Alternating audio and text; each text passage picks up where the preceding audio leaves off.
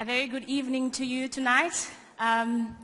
Before I go on and introduce myself and perhaps set the tone for tonight, I just want us to put our hands together, just yet again, for this amazing choir that we have the privilege of calling it our own.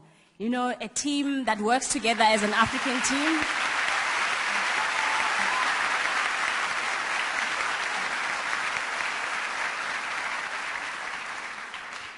I feel like they're inviting me to say that I could theme their performance tonight as an invitation for us to go back to what we really are. I feel like tonight, they just did just that. And with another round of applause, please let's set the tone for them to go further. Thank you.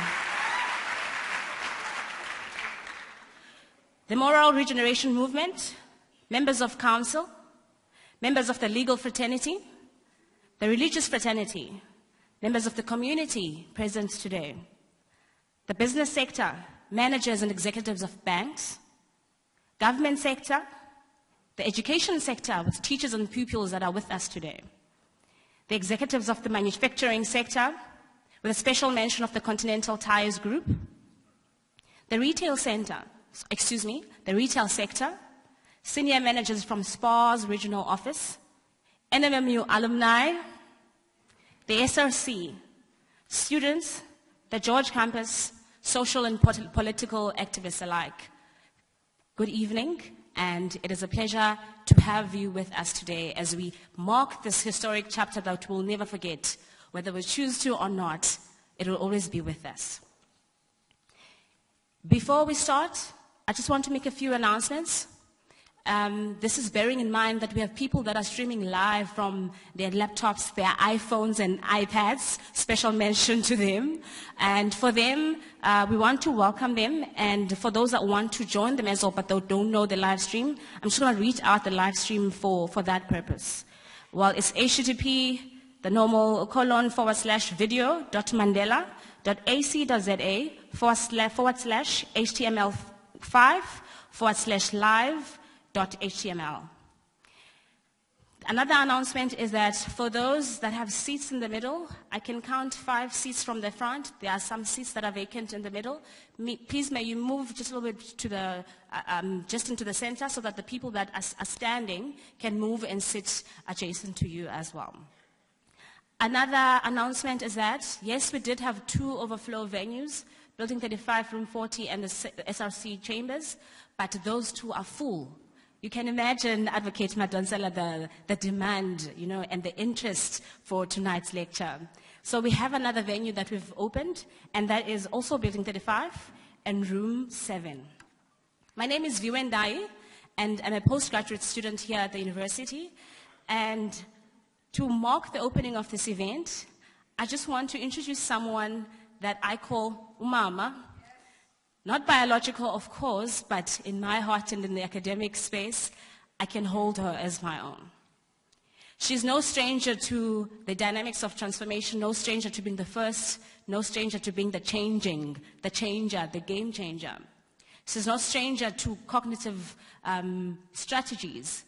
And if I've listened to her as much as I think I have, I'll theme what she said so far as that which calls us to make our transformation transitions, to make our change transitions, excuse me, English at this time of the night, transitions with a sound mind, analytical mind, and more than anything else, to call into the idea of remembering that our hearts function with our minds. So as much as we want social integration, social participation, analytical thinking, radical transformation, restless transformation, but we need to remember that we have sound minds, sound hearts that are serving the people. And to help me welcome on stage, please help me welcome on stage Umamu Professor Mutwa to please open and welcome us tonight. Thank you.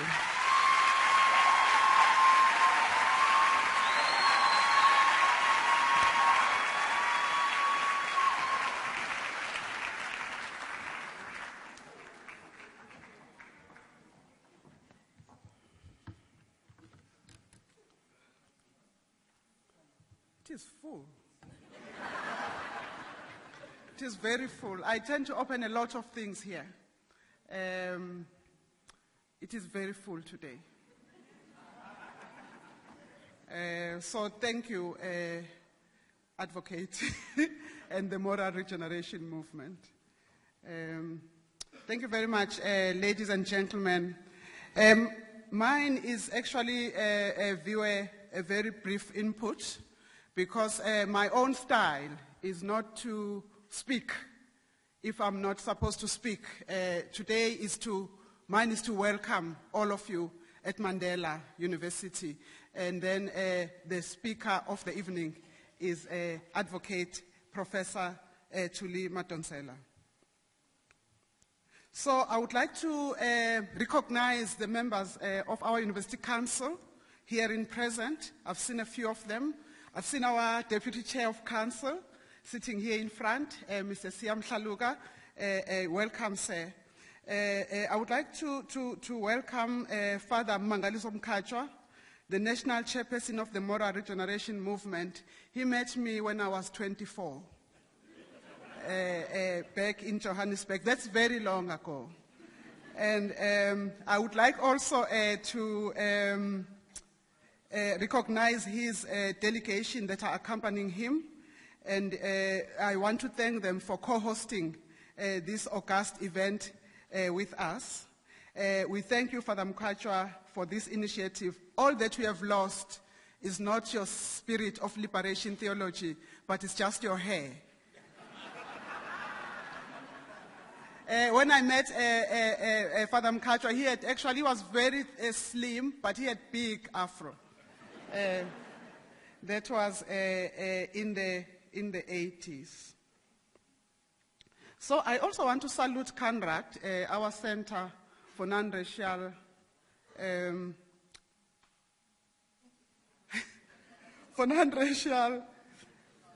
Advance, for the CANRAD, for the Center for the Advancement of Non-Racial and Democracy. That one.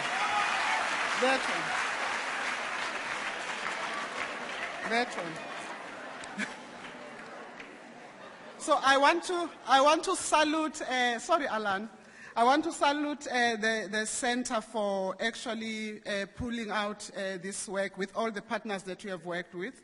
I would like to recognize our Deputy Vice-chancellors here this evening, Professor Dennis Zinn, our DVC of Teaching and Learning, sitting here in the front, Professor Andrew Lish, our DVC of Research and Engagement, Mr. Hashatse, our Acting DVC for Institutional Support. I would like to recognize the Executive Deans of Faculty and Campus Principals, and in particular, I would like to recognize the Dean of Law.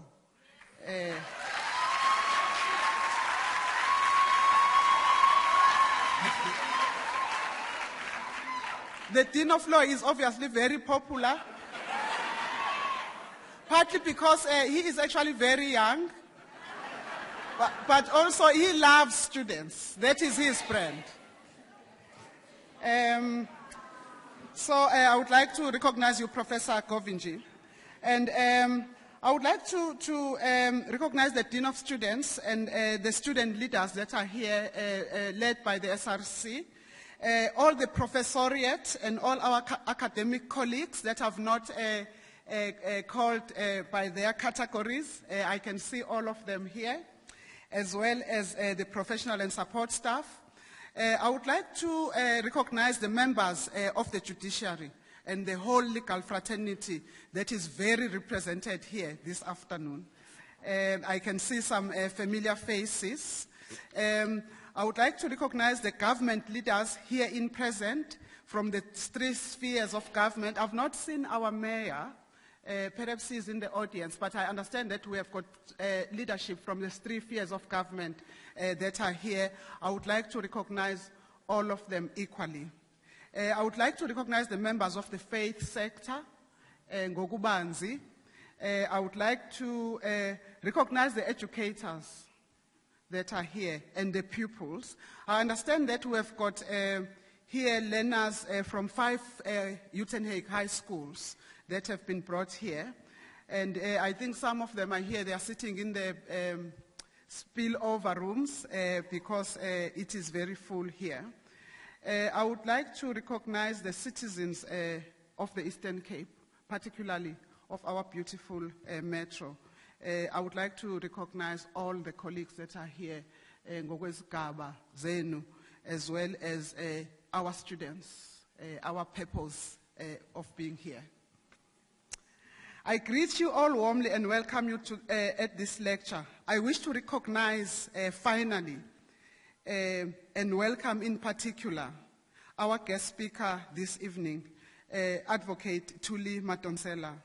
You will agree with me that Advocate Madonsela, her name has come to be associated with the values of courage, the values of probity, and the values of rectitude.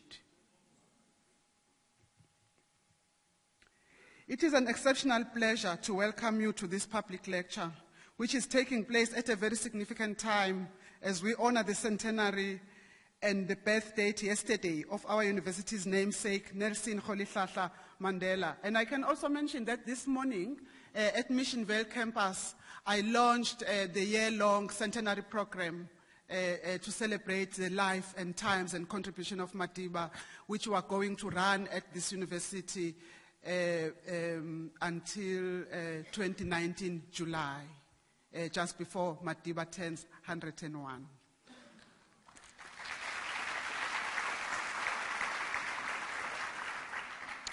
We launched that through the colloquium of the Faculty of Education, which talks to the weapon. As Mandela said, education is the weapon that you can use to change the world. President Mandela served not as the founding president who ushered in our first democratic government, but he is recognized globally for his commitment to building a more just and a more socially inclusive world. Indeed, during his presidency, he observed in his wisdom that political democracy and economic growth need to be pursued hand in glove with social transformation and the building of an ethical society. This prompted him to speak many times about the RDP of the soul, which I believe was not his, it did not originally coin that term, but it is a term that he used many times. In most of his speeches, he speaks about the RDP of the soul. This notion spoke to the need for moral regeneration, owned and embraced by every citizen, irrespective of color, of creed, of ideology, of culture and political affiliation. This call led to the formation, among others, of the moral regeneration movement, which Father Mkhatshwa will be elaborating on a bit later, I believe, when it comes towards the end. I recall Father Mkhatshwa when I was in government, because I served in government at the time when the moral regeneration movement was launched, is that the moral regeneration movement spearheaded a national process to identify those shared values that could bring national harmony to a formerly divided society. These were brought together into what was called, is still called, a Charter of Positive Values in 2008. There are 9 values, which I'm not going to mention all of them, but I'm going to mention those that resonate with our own guiding values of our university. One of the values is respect for human dignity and equality, respect for the rule of law and democracy, uphold honesty, integrity, and loyalty, ensure harmony in culture, belief, and conscience, show respect and concern for all people, protect the environment. It is remarkable the extent to which these values resonate with the university's values, which are diversity, excellence, Ubuntu, social justice and equality, integrity, and environmental stewardship. This communality of purpose offers the clear basis for a strong, active, and lasting partnership between the university and the moral regeneration movement, which I personally am eager to consolidate and support. This collaboration will be informed and underpinned by the commitment the university has to evolve a socially just education system that encompasses diverse ways of learning and of making meaning of the world and society. As Mandela University, we articulate an affirmatory education system as one which includes the full participation of the most vulnerable in society. In actualizing this commitment, we as an institution have adopted a humanizing pedagogy which stems from the liberation education philosophy popularized in the work of Paulo Freire. In doing so, we center within the praxis of our academic project a consciousness of the issues of social justice and injustice, and teaching in ways that enable development of people's full human potential. Similarly, we are re-gearing our research portfolio to ramp out outputs and innovation and foster a larger cohort of emerging and socially diverse scholars able to respond to the developmental challenges facing our country and continent. Hence, I'm very proud to see someone like you, Viwe, standing in the front here. We are also firmly committed to redefining the purpose of engagement, whilst repositioning engagement with communities so as to make a meaningful contribution to overcoming societal challenges. In deploying our work, therefore, through our 3 core missions of teaching and learning, of research and engagement, as well as in our student engagement, we are mindful of our particular responsibility associated with the name of Nelson Mandela. Notwithstanding our limitations as a university, we have therefore openly committed to align our intellectual resources to the historic task of creating a socially just, non-racial, equal and democratic society. We must undertake this work in partnerships and collaborations which will catalyze our contribution towards building ethical and moral communities, thus deepening democracy and social justice within our university and beyond. I trust that, advocates, in your input, you will provide us with useful insights as we set out on this noble quest. Again, I wish to welcome you all at Mandela University.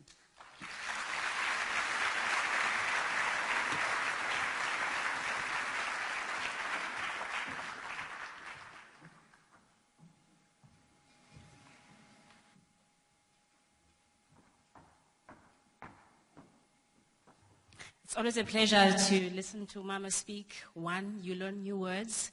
2, new concepts, and get new references. As I'm working on transformation now, I didn't know about Freire, but someone mentioned them to me and it didn't make sense, but now I'm just hearing it in context and I'm thinking, way to go. Thank you, Mama, for being a mother to us and being really all that you are in all of our capacities. May we please give her another round of applause to acknowledge her.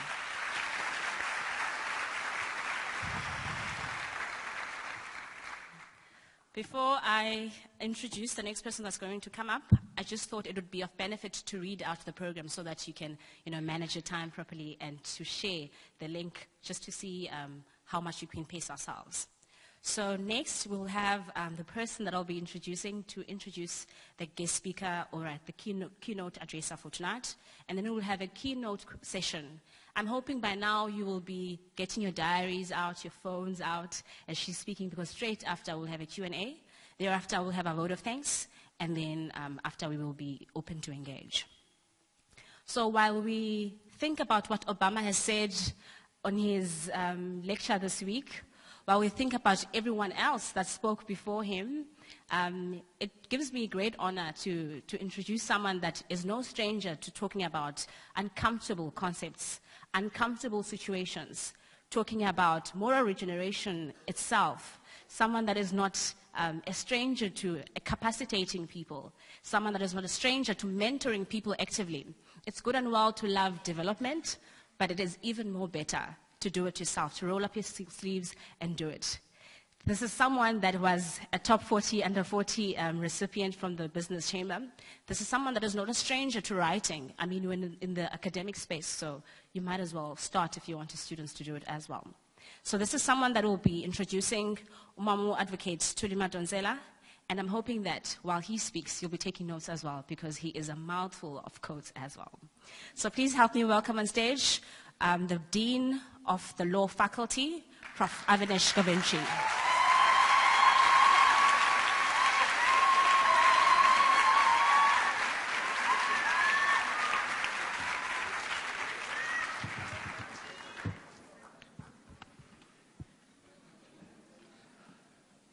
Good evening, Madam Vice-chancellor, Father Mkachwa, Professor Madonsela, distinguished guests, ladies and gentlemen.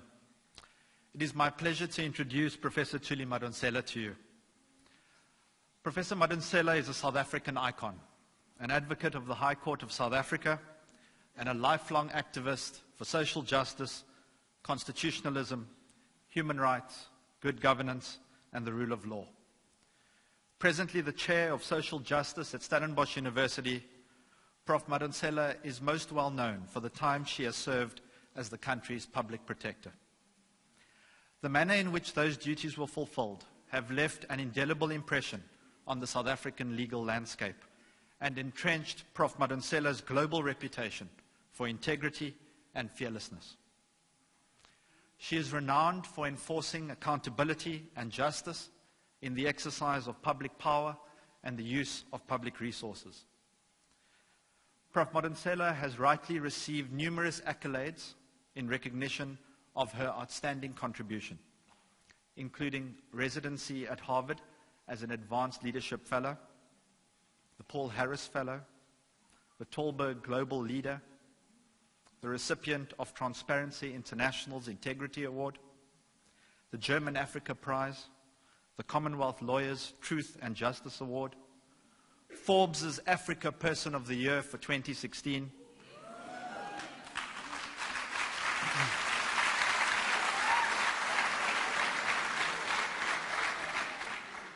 not to mention being named as one of Time magazine's 100 influential people in 2014.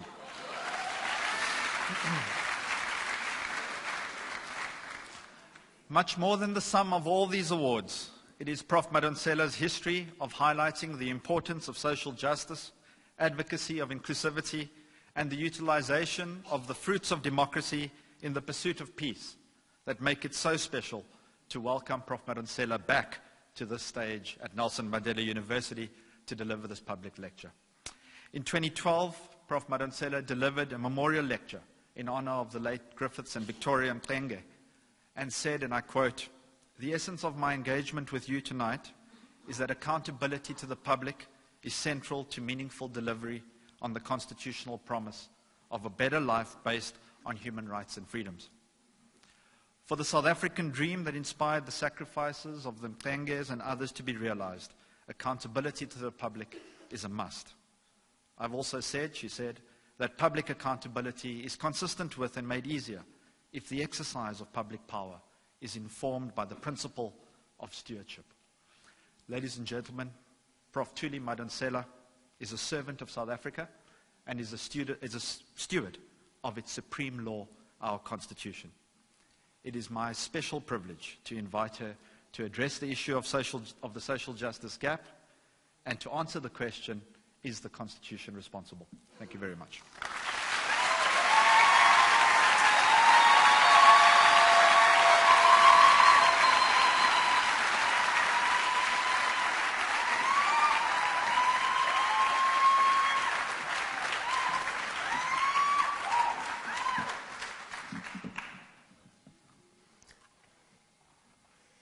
Thank you, Prof. Govinje, for the very warm introduction, and thank you to all of the participants in this room for the warm reception and for attending this event.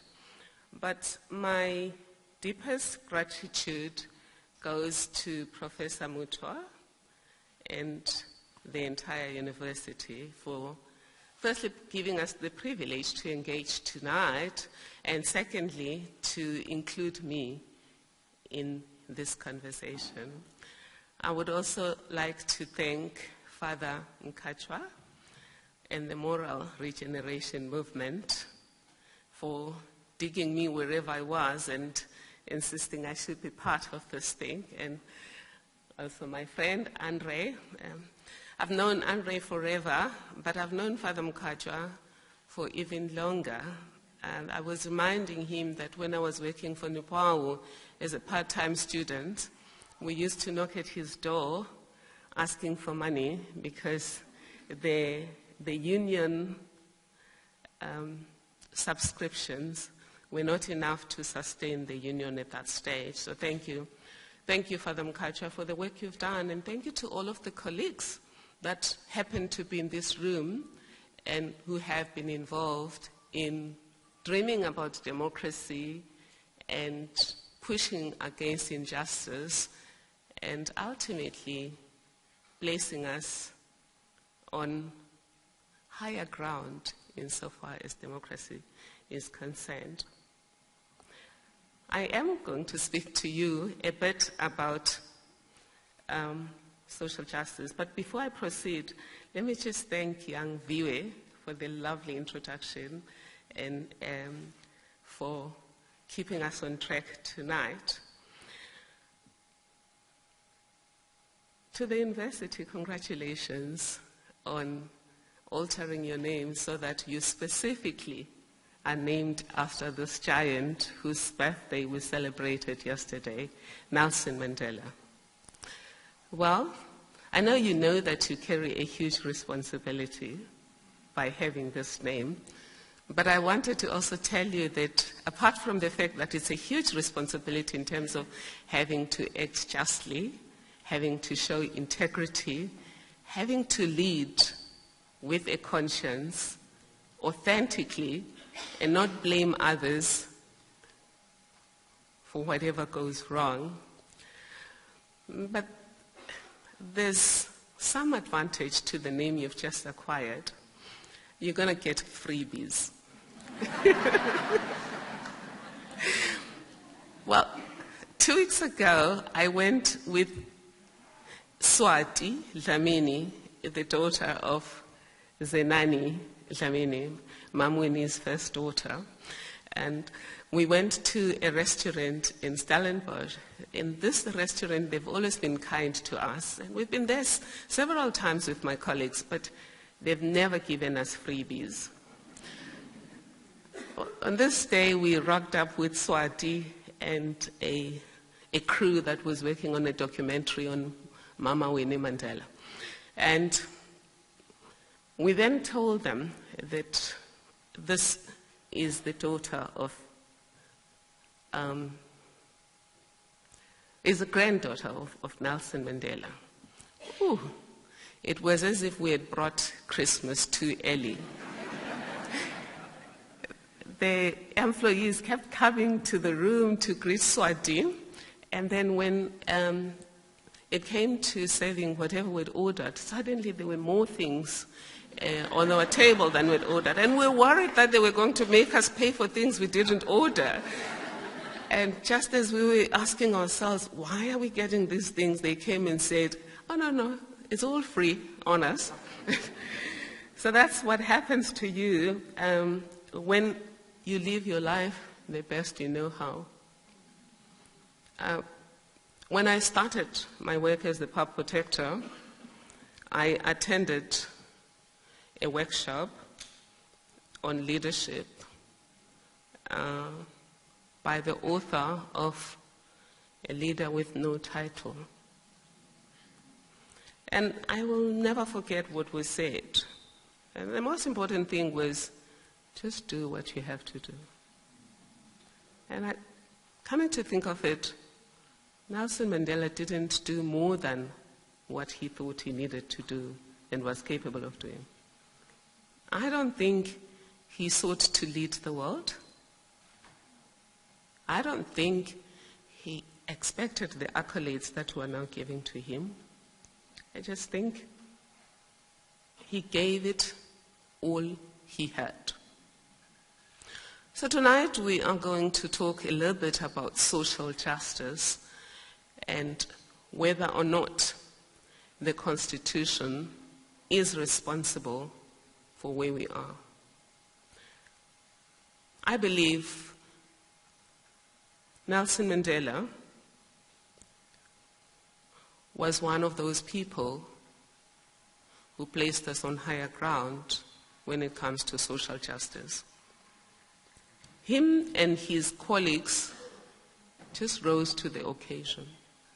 President Thabo Mbeki, on accepting the baton from President Mandela, had this to say: "Salute to a generation that pulled the country out of the abyss and placed it on the pedestal of hope on which it rests today. So President Nelson Mandela placed us on the pedestal of hope. The other thing we get from what President Mbeki said is that when President Nelson Mandela left us, we were still on the pedestal of hope. The third thing that we can get from President Mbeki is President Mandela was part of a generation that put us on the pedestal of hope. When we talk about social justice and talk about the life and times of Nelson Mandela, it's important that we remember what he stood for.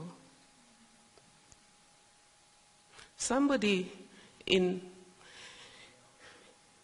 a meeting we had yesterday in Soweto with the Tuma Foundation, we were activating an enterprising communities initiative. I'll talk about that later. But one of the people just mentioned the fact that when we talk about President Nelson Mandela, we talk as if he was Rambo, out to get the world, out to fight for justice all by himself. And that's totally far away from the worldview Mandela had. He always understood that he was part of a collective. He always remembered to honor the collective. He always remembered to mention the collective. Of course, he took responsibility for the team because he was a member of a team, but he was also a captain. And I think it's going to be important that we remember that, because the challenge is now going to be on us to take the process forward. And McKnight and Block, who have written a book, The Abundant Community, say it takes a village to do more than raise a child. You know, in Africa we say it takes a village to raise a child. But think about the most glorious achievements that have been achieved in this world. For example, climbing Mount Everest. Do you think Edmund Hillary did that all by himself? No. France just won the World Cup. Do you think that team did it all by itself? No. It takes a whole lot of people to participate in the preparation. That's why when they train on strategic planning, when they train on how to run a successful organization or successful community, they always tell the story of a worker from NASA in America who was found cleaning the floor. And they asked him, "What do you do here, sir?" And he said, "I'm contributing to putting the first man on the moon." You understand? So what we attribute to President Nelson Mandela is the work of a collective, and he said so himself. And President Mbeki reminds us that. And one of his quests and what drove him was social justice. But what is social justice?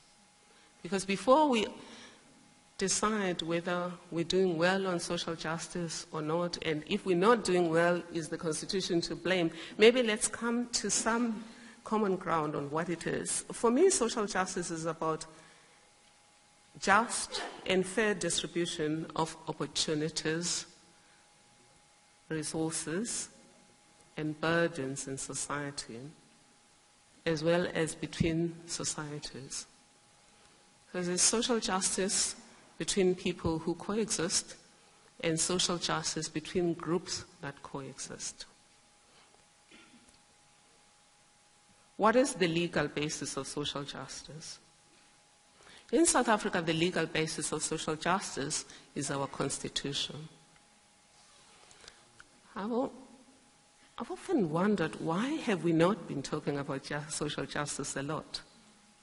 If you read the preamble to our constitution, you will note that among the things that we dream of becoming is a democratic society that is based on social justice, where everyone's life is improved and everyone's potential is freed. So that's social justice. Its basis is in the Constitution. But I thought we need to look at the Constitution broadly and say, insofar as it sought to build this new just society, where there's fairness and justice between people and between communities, what did it put in place to create that society? Because we clearly were not a socially just society. Right. The Constitution puts an architectural design to drive transformation and to maintain that transformation. So that design includes the vision of society. So it was a new vision of society where there's unity. It's a united nation. So the Constitution in the preamble talks about building a united nation. It talks about a constitution that embraces, a society that embraces diversity, a society where there is democracy, a democratic society. And the key to that society, though, are words such as everyone's potential is freed, everyone's life is improved, and that the society is at peace with itself and at peace with the world. And we do know that as long as there's injustice somewhere, there can't be sustainable peace anywhere. The constitutional architecture includes values. One of the key values that are important for social justice is the value of equality. In the Constitution, it's presented as an aspirational value, because if you look at Section 1, which is the values section, it talks about the achievement of equality.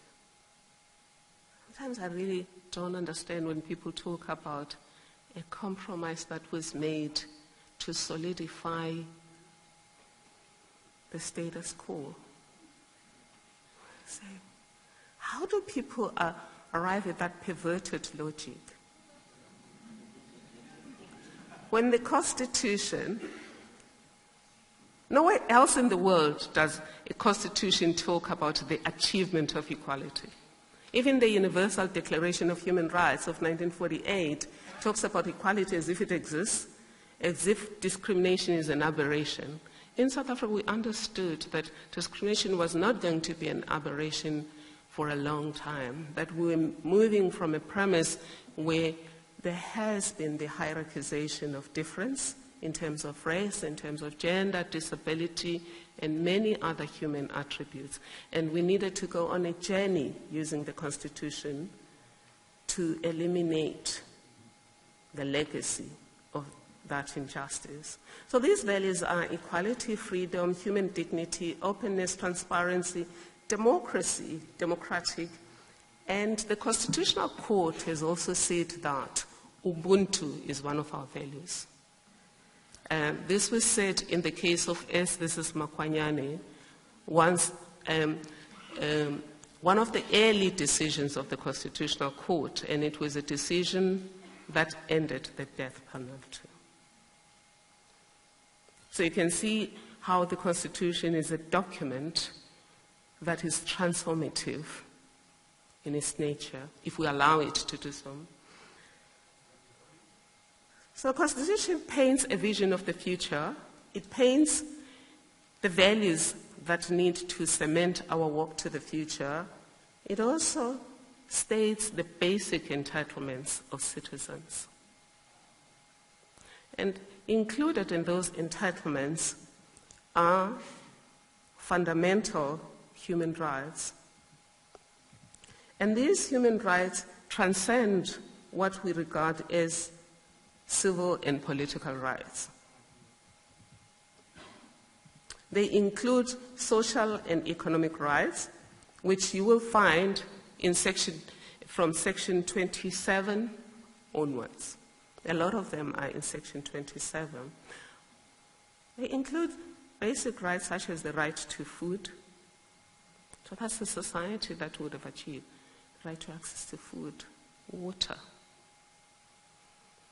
housing, education, health, services, etc. These are entitlements for you just because you're a human being. And the architects of our democracy, though, thought it was not enough to paint a vision, values, and basic entitlements of citizens if you were going to retain the character of the state as it was during apartheid. So our Constitution provides a new framework for the character of the state. And among the provisions on the character of the state is Section 195, that talks, for example, about the fact that the public service should have the highest level of professional ethics. Highest level of professional ethics. I know you're laughing because there's so many people that are not aware that that's a requirement under Section 195. And key to that, obviously, is that you can't have the highest level of professional ethics once you're in the public service. It means when you recruit into the public service, you should recruit on the basis of that highest level of professional ethics.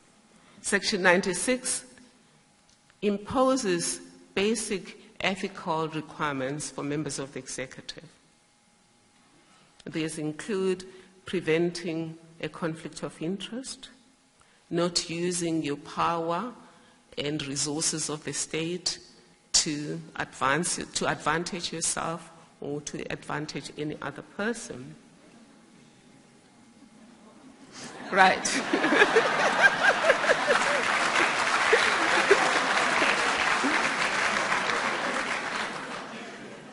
Right. But, dear colleagues, there's one section in the Constitution that we don't cite enough, but I believe that from the point of view of social accountability in civil society, we should leverage that section in the Constitution. It's Section 237, because it says we should put the Constitution first and deliver on constitutional responsibilities diligently. So if people, for example, prioritize flimsy things because there's going to be a deal that has a lot of potential, I don't want to go there. We are here about social justice. What we can leverage there is this in line with the priorities that have been set in the Constitution. And those priorities are those Bill of Rights priorities in Chapter 2 of the Constitution. Well, some of those priorities are not in Chapter 2. For example, by the Constitution saying that the public protector must be accessible to all persons and communities, it gives a right to complain to every citizen or person in this country or elsewhere. Anybody who has been aggrieved by state action has a right to complain. So automatically, it means the state has a responsibility to provide resources so that the public protector can execute your right to complain. So that becomes a priority in terms of Section 237. The same thing with the Human Rights Commission, Gender Commission, etc., all of these structures. So that's the character of the state basically is, if you look at Section 195,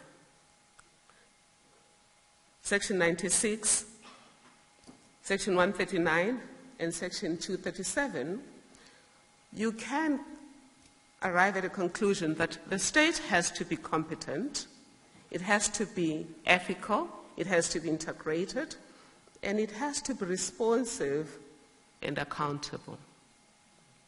So that's the character of the state. The state also has to be transparent and open. It's all there in terms of the provisions of the Constitution. Finally, part of the architecture of the state includes innovative institutional architecture. And some of the new institutions are the Constitution, the Public Protector, the Human Rights Commission, etc. You probably know about a very famous quote attributed to President Nelson Mandela. He said this in the year 2000, when he was speaking to public protector-like institutions. He said, even the most benevolent of governments have among them people with propensities for human failings. And that's why we've had built within the architecture of our democracy various safeguards, and these include innovative institutions such as the Public Protector, Auditor General, Constitutional Court, etc. When we look at how we're fared as a democracy, we've got to look at all of that, whether we have worked within that architecture. But basically, it means that if the state is functional, it would have to be driven by the vision, the values, the basic entitlements of citizens, the character of the state, and all of these innovative institutions, including those that are there to ensure that there's accountability and that there's no impunity for wrongdoing within government. But accountability is not just about impunity, though. It's about building trust. It's about making sure that citizens feel engaged, that they feel that they can call to account whoever is within the state, they can expect an answer, and that when something has gone wrong, there could be redress. But where are we then with social justice? And if we focus on the issue of structural inequality, which is a legacy of apartheid, and poverty. Stats SA provides the following statistics. The majority of South Africans are poor. That is 50.5% of people in this country are poor. If you think that's not bad enough, divide South Africa into the 4 racial categories. You get this. 64.2% African people, those who are classified as African, are poor. 64.2%. 41.3% of those classified as coloreds are poor. 5.2% of those classified as Indian or Asian are poor. And 1% of those classified as white are poor.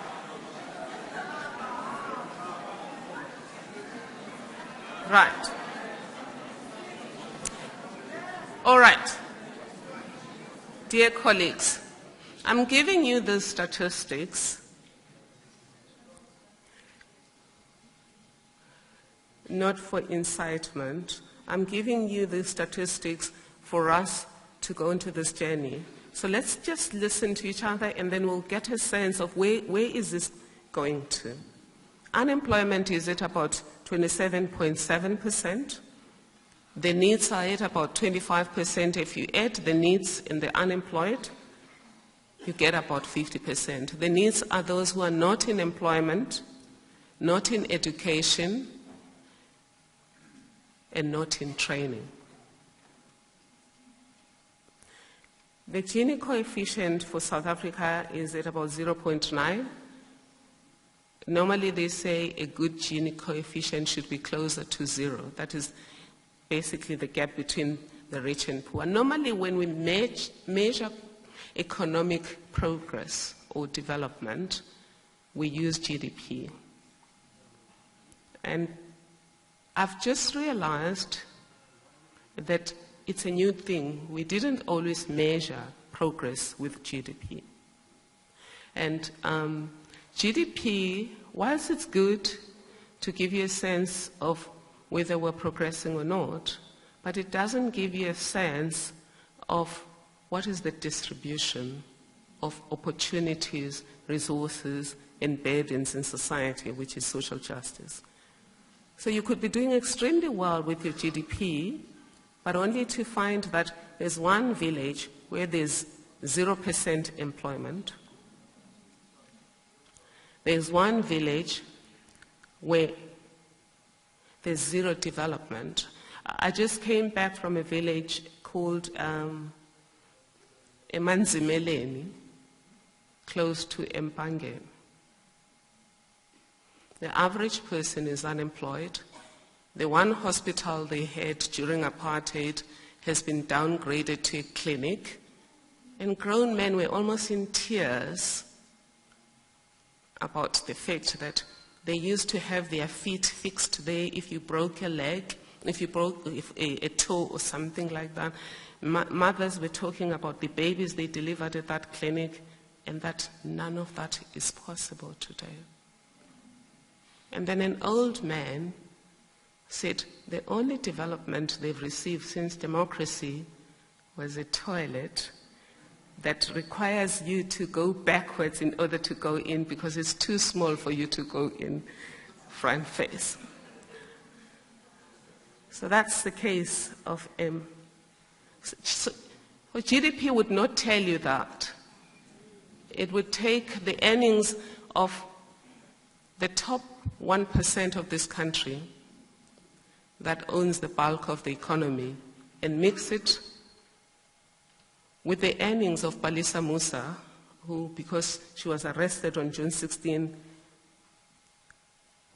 was not able to be educated and her economic situation is poor, and it would divide that and give you an average.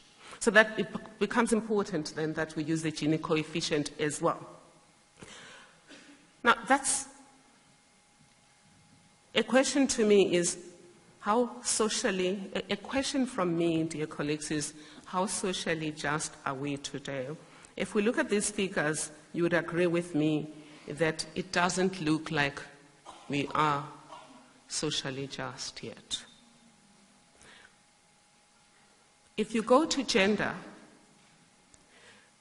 you will find that women bear the burden of looking after disabled, older persons, and even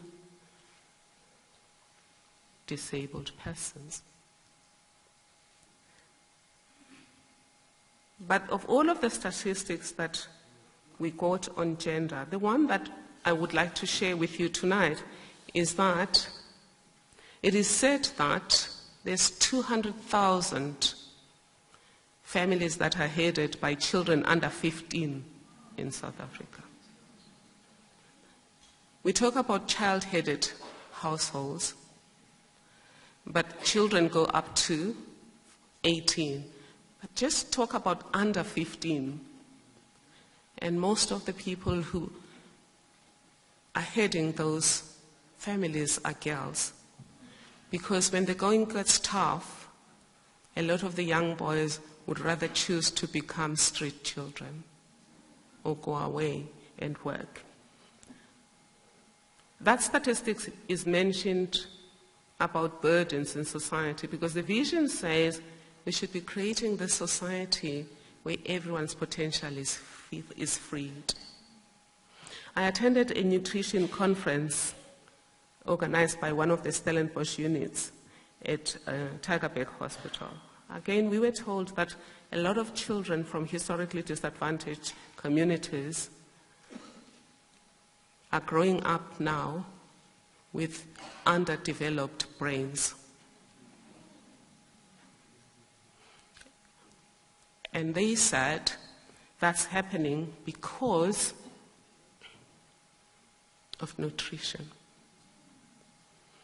So when we dealt with Fees Must Fall, my concern was that some of the children at the University of Pretoria went without food for days, and most of the times they ate bread for a long time. So the concern was just we need people to have food. But it turns out that it's not just food you need, it's nutrition. So this new constitution promises everyone a fair start in life, a fair chance to be the best you can be. But these children, are they getting a fair start in life? Can they rise and become the equivalent of Einstein?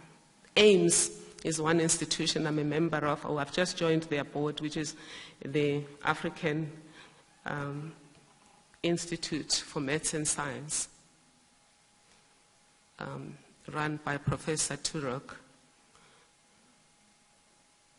But if some of these kids are not getting nutrition at that early stage, even if you have an institution such as AIMS that offers them an opportunity to come when they're ready to go to university, they'll never reach that stage. Right. Land.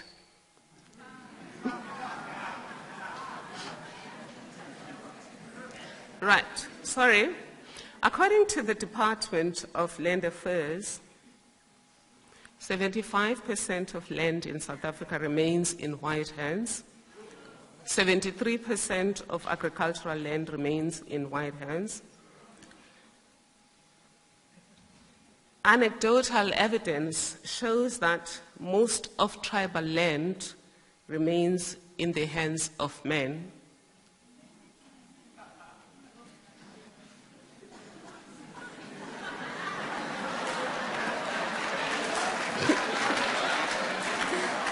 All right.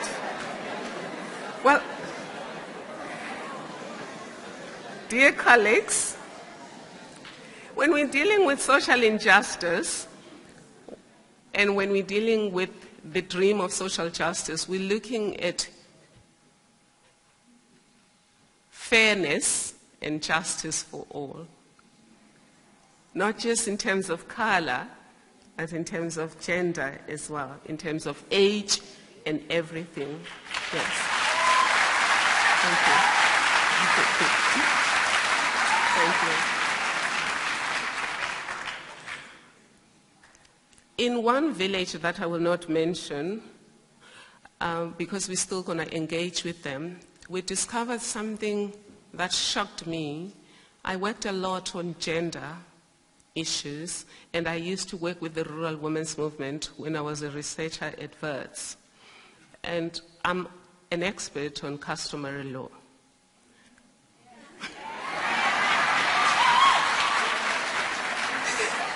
Okay. That was not meant to brag. Although Professor Thanda Bantinhlapo and I are responsible for chapter 12 and some of the provisions there. The reason I'm mentioning this is that I was horrified that in that village, according to the information we got, there is expropriation without compensation. There's land expropriation without compensation every day. They said it happens in two ways. The first way is the Indunas and some of the Amakosis say that if your land is not utilized for 2 years, it reverts back to the Induna or the Nkosi.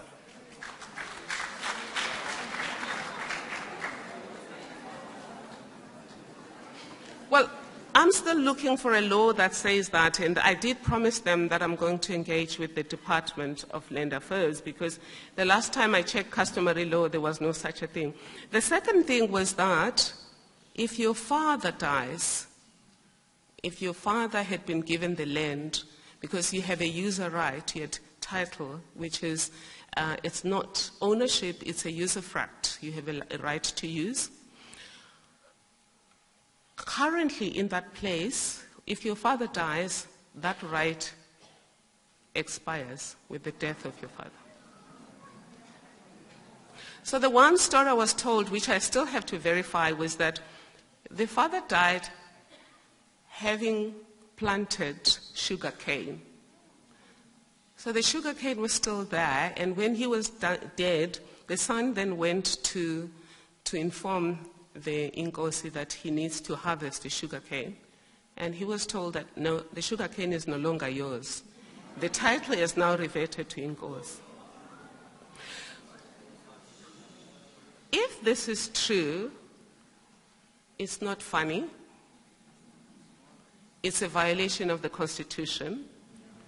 It's a violation of the law, even the old law, because Section 25, which protects the right to property, it includes all property rights, including rights that are less than ownership.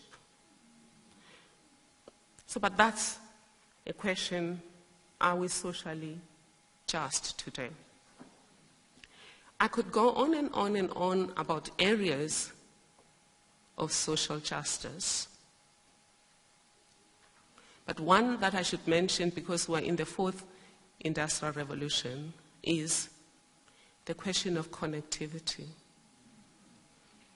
We were in Soweto, Dlamini, where the young people said to us, we are talented and we are ready. And I liked that language, because that's defining themselves positively. And indeed, whilst we were there, they were telling us about a whole lot of businesses that they were running. But one of the problems they have is connectivity. So we're all happy about the fourth industrial revolution, but connectivity is going to exacerbate existing inequality if we don't think about it. And we saw that most universities are now saying applications should be digital, apply online. Some schools, grade ones, also say that. But what happens to the Gogo Dlaminis who don't have access to a computer? I've been to schools where a child has never seen a computer, let alone touch one. So why should you care if there are all these injustices that exist? Why should you care about fees must fall? Well, the flame of democracy is under threat. Do you agree? A lot of citizens are increasingly disengaging from democracy. A lot of citizens are becoming consumers of democracy. We want the politicians to fix it. If they don't fix it, we're going to break something. A lot of them are resorting to extremism. We could all complain and say this is deplorable. I'm sure there's no single person in this room who thinks it's okay to be violent. We know that violence is the language of the disempowered. But it's still deplorable. But if we howl at them, aren't we similar to a person, a captain at sea who howls at the wind? And the wind, will it stop if you howl at it? It's not going to stop.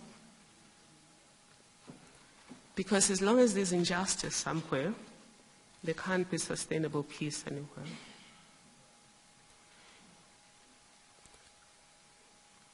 Most people, when things go wrong today, ask, what is government doing about it? isn't it? We ask, what is government doing about it? But what about me and you? Well, there's a young fellow in the 60s, long before God thought about bringing some of you to this world. He was white, he was Protestant, he was middle class, but he was concerned about racism in America. He was concerned about the fracture between groups. He just felt that it was unpleasant and dangerous. He decided to do something about it. And the one tool he had in his hand was poetry. So he wrote a poem, The Cold Within. Has any of you read it? Find it. It's just in summary, it talks about 6 people that happens to be together on a very cold, dark night. Between them, there's a fire that is dying. All 6 of them have a log or piece of wood that they could throw into the fire and get it to burn again. All 6 of them look around. They find somebody in the room they think does not deserve to benefit from their log. And they decide not to use their log to revive the fire. The first one, according to James Patrick Kenny, was white. He looked around, he saw a black man, and he thought, no, this black person can't benefit from my log. The next one saw somebody not from their church. He doesn't even say a different religion, he says church, so which means Christian, and said, this person who's not from my church will not benefit from my log. Then there was a rich person who saw a poor person and thought, lazy poor, they can't get my log. The poor person, not knowing what the rich person is thinking, thought, the rich person can't get my log. A black person looked at all of these white people and saw an opportunity for revenge and said, these people have exploited me and my people for a long time. They're not going to get my log. He kept it. The last person is that person that we all know. We all know one friend or relative will never do anything but for gain, you know? I call that person a mercenary. So he looked at these people and thought, there's no chance that they will pay me, and he kept his log. So the following day, according to James Patrick Kenny, they were all dead. And they were all still holding onto their log with their hands still in death, cold. And he says they did not die from the cold without. They died from the cold within.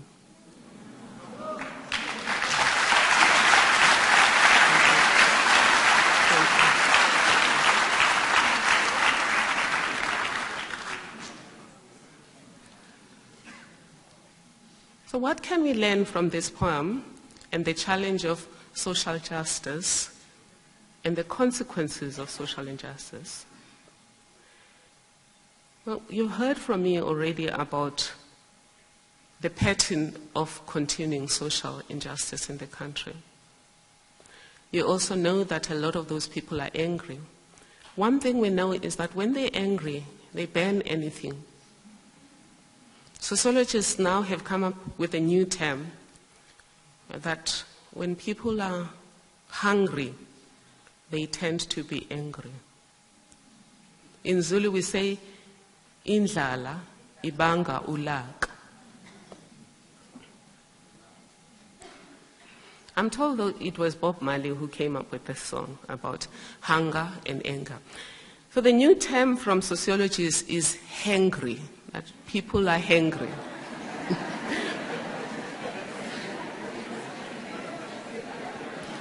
Now, you know yourself that when somebody is hangry, reason flows out of the door. You can engage with people, but reason falls out of the door. I do appeal, of course, to our people who are hungry and angry, not to go around breaking things. Because, for example, in the Western Cape, people burnt a fire station. Now, if we need that fire station, it can be needed by the very same people who burnt it. In this case, you get a sense that James Patrick Kenny should have added, a seventh person, the one who doesn't even just withhold their log. They destroy the remainder of the fire because they don't want somebody to benefit. But again, as I've said, social injustice is a reality. Whose fault is it then that it still exists? And does it matter? During Mandela's birthday yesterday, a lot of time was spent on talking about his legacy. Did he sell out or did he not sell out? Will that improve our situation? Imagine if those people sitting around the fire started asking questions. Who is responsible for the fire that is dying? Would they ended up with a better fire? No, isn't it? My own conclusion, based on the Constitution, dear colleagues, is that there's no problem with the Constitution. It might not be the most perfect constitution in the world. It's one of the best. There are better constitutions that have been created, such as Rwanda, where, for example, democracy does not mean only people who are elected. Some groups who maybe people are not going to elect have reserved chairs. For example, young people, people with disabilities, etc. So it might not necessarily be the best. For example, how we articulated the Equality Clause, Section 9.2, I would say we could have articulated it the same as the value of equality, because in the value of equality, we do say equality is still to be achieved. In the Equality Clause, we say equality includes the adoption of measures, but we don't say those measures must be adopted. Why? Because it was obvious. If you say equality includes the adoption of measures to address imbalances of the past, it was a given that that's a substantive notion of equality. If you don't include the addressing of imbalances of the past, then you're not going to achieve equality. But perhaps that could have been made obvious. But that's not a train smash. All I'm saying is it's something that we can all talk about and understand. Where then does the fault lie? And whose fault is it? I'm sure a lot of you would like me to say it is whoever was the president in the last few years.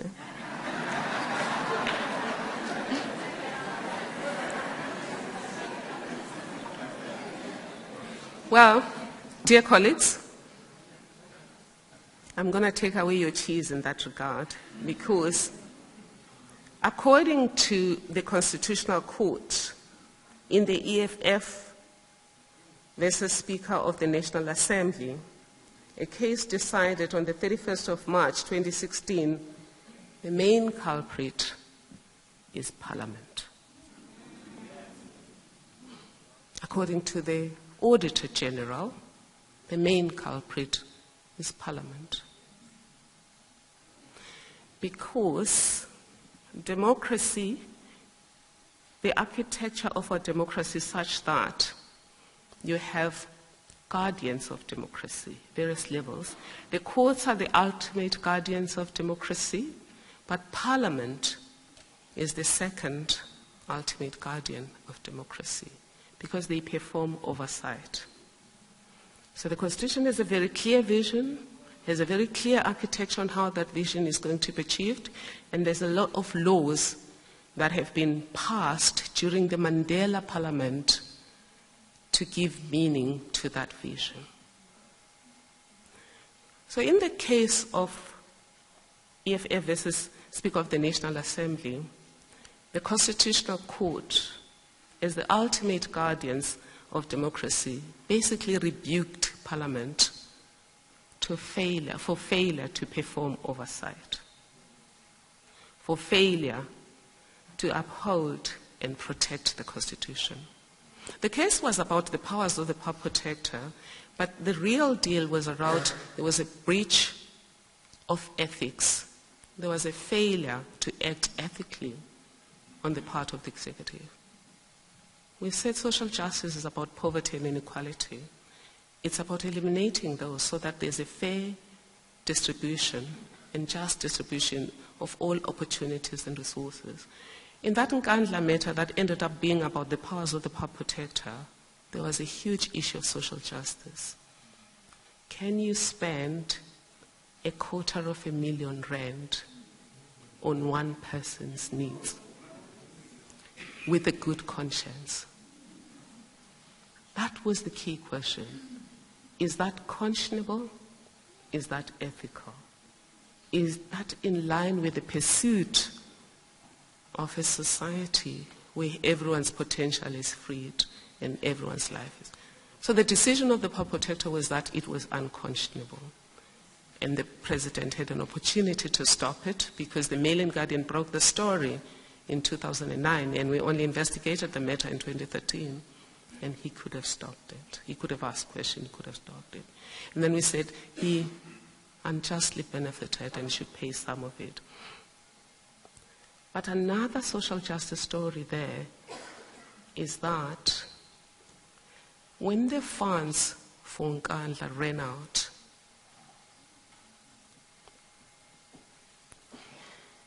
money was taken from a project for urban renewal in Durban. This was to create jobs. This was to revive the citizen. All of that money was taken to build and renovate someone's house in the name of security. For example, where I said they couldn't have a swimming pool as a fire pool, because they could have had a fire pool at a lower amount of money. I mean, when we went on site to look at the chicken run, a lot of the people who came with us asked, "What is this?" And if you had never seen the movie Chicken Run and seen that whole thing in the movie, you wouldn't know it's a chicken run. And I even asked the architect, "Why this?" "Nobody has this." They said, "We saw it in England." But resources in England, resources in South Africa. But the essence of this case is Parliament was a guardian of democracy. So Parliament concerned itself with whether or not this is about the powers of the public, whether the public protector has the right to order, which the Constitutional Court eventually said the public protector has the right to order. In other words, his hard power to cause somebody to do something, from cleaner to president. But that was not the issue. The issue was, as members of the Parliament, you have to make sure that Section 195 of the Constitution is respected, that the public service operates with the highest level of professional ethics, that the resources we have in society are used in the public interest. And what would be the public interest? It would to make sure that Palesa Musa, the woman I spoke about, is enabled to do better. She already runs a business, but she needs assistance to scale that business so that she can have a sustainable income. They should have thought about that money could be used to prevent fees must fall, which eventually caught up with us.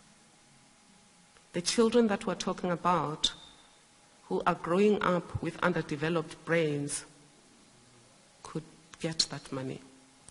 But Nkandla,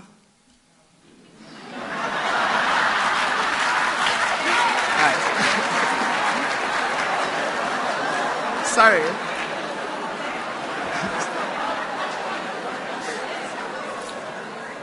Dear colleagues, I am about to finish. I selected the extreme. I could talk about many cases from municipalities, from people going to Italy and taking money, being given money in S&T, which is subsistence and travel money. And when they get to Italy, they say, please give us more money. And they send more money. They come back with change, 50,000 rand. And the CFO asks, what should I do with the change? And the mayor says, distribute it among the leaders of the team. But the money had been taken on the understanding that food was too expensive in Italy. So if you haven't spent 50,000 rand and it belongs to the people of South Africa, logically it should go back. So we wrote a case that said free money for all, and we asked them to pay back the money, and they did. But I'm telling these stories about we all have a role to advance social justice. And if we haven't reached enough progress, it's all these little things that have happened or not happened to subvert democracy. A functional democracy is a democracy that works for all. And according to the Constitutional Court, Parliament had a responsibility to perform oversight. This is the EFF matter. When the state capture matter happened, again, the DA took and others took this matter to court, the North Gauteng court came up with the same issue, that Parliament had a duty to oversee, to make sure that constitutional obligations are met. But it also said the President and the Executive too have to ensure that they keep their obligations, they protect the Constitution. But let's forget about perversion of democracy through diversion of money and just look at some of the things that have not been in the media. Section 25, the land question. Everyone wants expropriation without compensation. In a constitution that talks about building a society where there's justice for all, not just us. You do know that under apartheid, the notion of justice that informed the state was justice is just us. And President Nelson Mandela and his colleagues thought justice should transcend just us. Justice should be justice for all. But Section 25 at the moment has Section 25(8) that allows expropriation without compensation. In fact, if you look at Section 25, there's a lot of room for land reform, for land restitution, and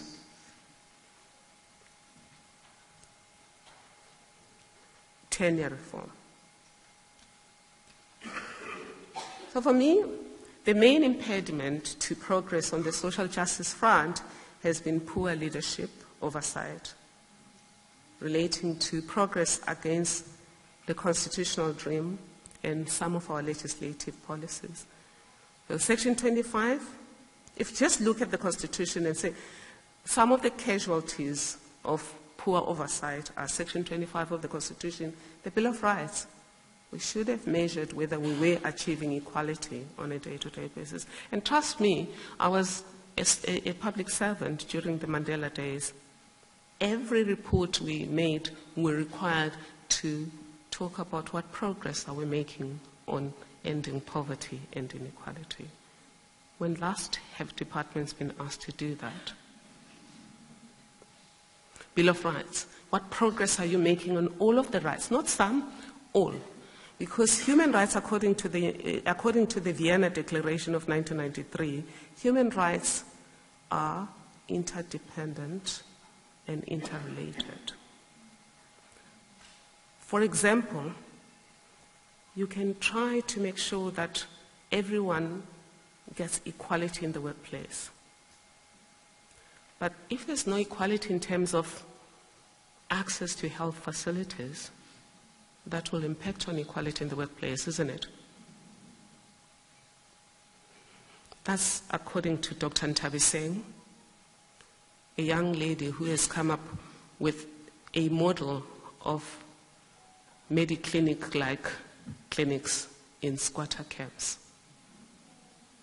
Because she found that poor people lose out on business and on work because they go and queue in hospitals for the whole day. And then by 3 o'clock, some officialdom walks around the queue and says, "You are the last person, everyone else must go home." So they come again, and money is involved, time is involved, and they lose jobs. So this young lady, Dr. Ntabiseng, thought what she could contribute would not be to howl at the state, it would be to create these boutique clinics that have doctors and all sorts of things. Human rights.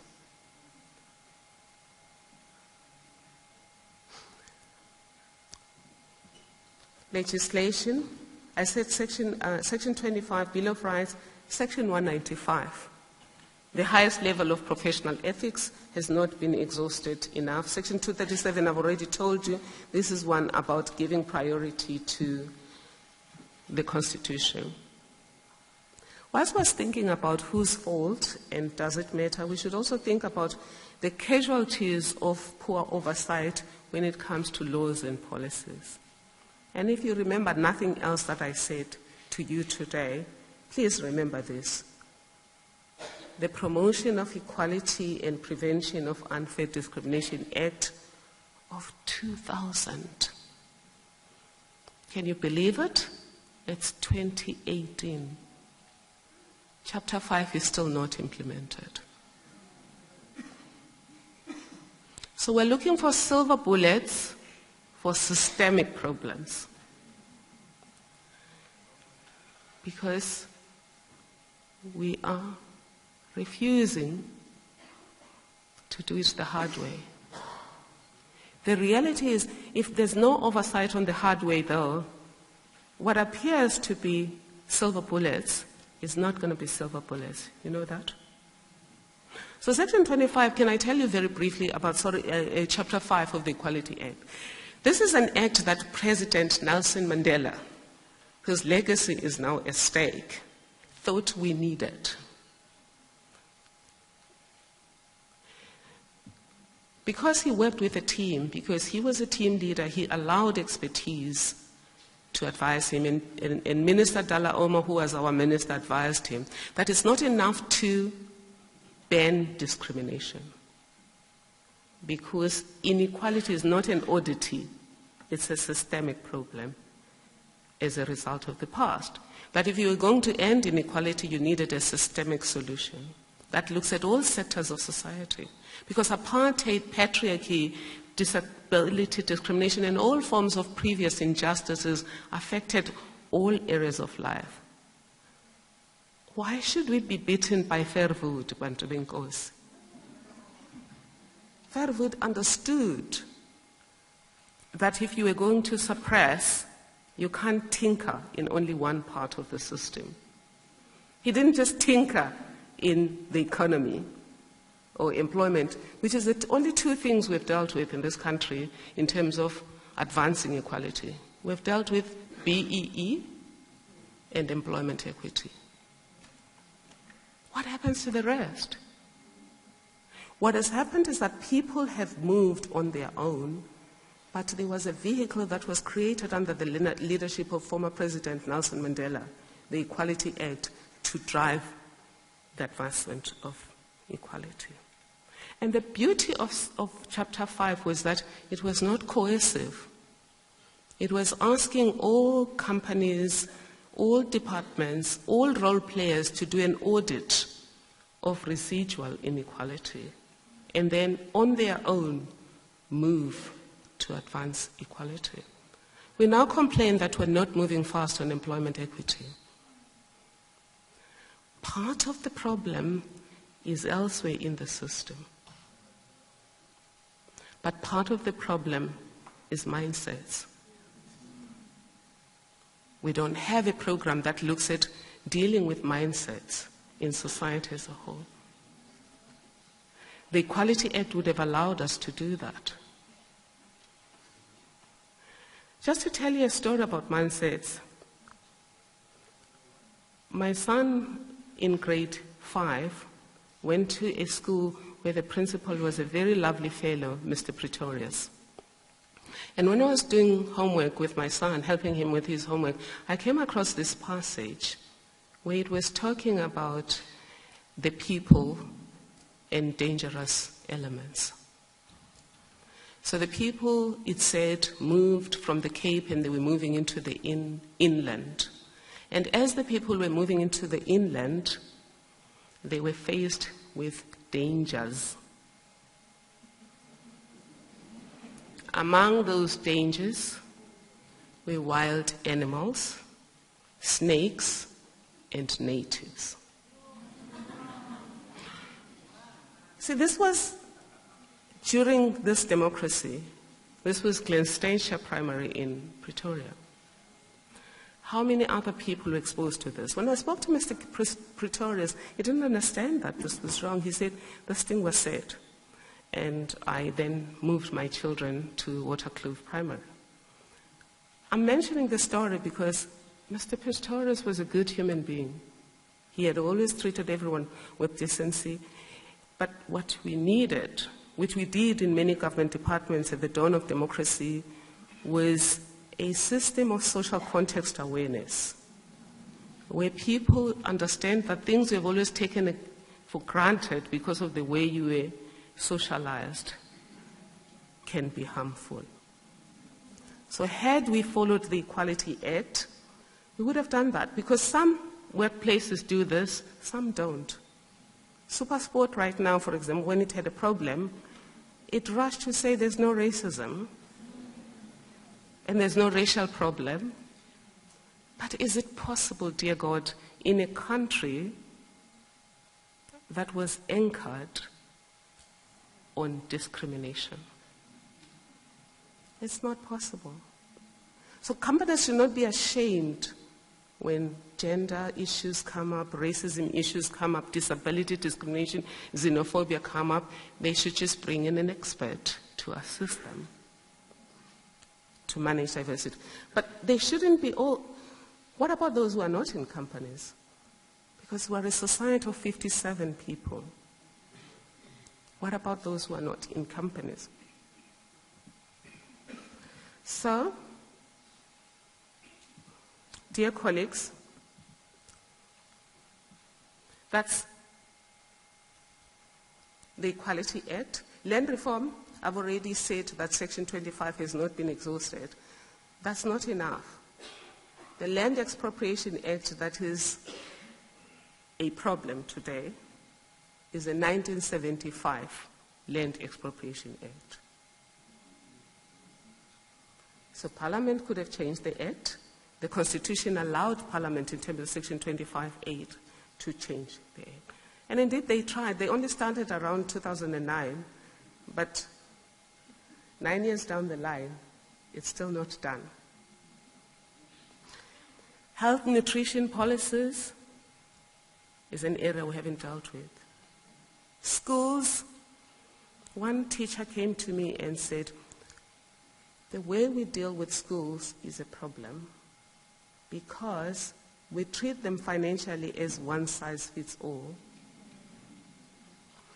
And when this teacher said this to me, it reminded me of a colleague at Harvard who came and told us about how they teach, in her organization, they teach little kids about affirmative action.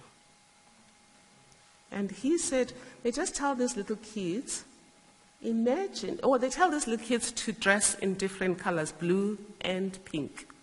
Then they said to the blue and pink, line up, and you all, when we blow the whistle, only the blues should run. The pinks should stand. And then he blows the whistle, and then he lets the blues run. These are 8-year-olds. They run, and the pinks are standing. And then he then says, now, when I blow the whistle, you will be equal. All of you run as fast as possible. So the 8-year-olds, they start crying. But this is not equality.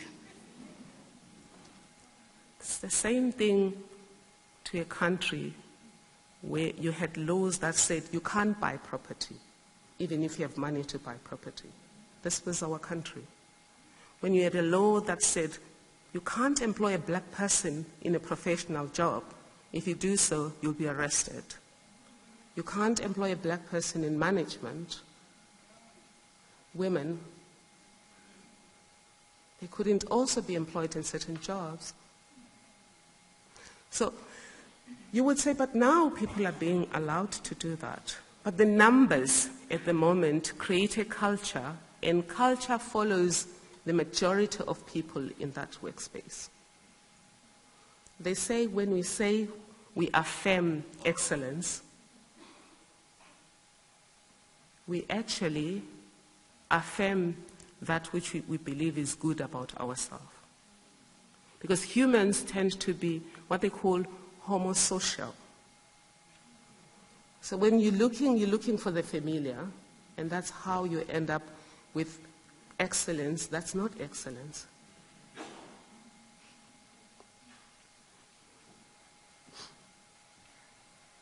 Education, I've mentioned. But the other things that we haven't implemented are not old things. The National Development Plan. How many of you know that we're supposed to end poverty in 12 years' time? No, but the goal was not decided this morning. The goal was decided several years ago. We were then supposed to decrease poverty one step at a time. All I'm saying is, my theory is Parliament has been weak on monitoring, but my theory is also saying we all have been weak on monitoring. Sustainable Development Goals. How many of you know what are those goals? When we did Millennium Development Goals, only the Department of Health had clear goals on Sustainable Development Goals, and they were measuring them at every clinic. And Agenda 2063, which is the African version of the National Development Plan, how many of us know about it? And in what way are we monitoring progress towards it every day? And as part of Agenda 2063, we also have a policy that is called silencing of the guns by 2020, which is in 2 years' time. So you would say there are no guns in South Africa, but silencing of the guns does not mean a real gun. It also includes Vuani not banning. It also includes young kids not being closed off from going to school, as is happening in some of the provinces. It's just about peace, because peace is more than the absence of war. Right, and in ending, dear colleagues, I just want to say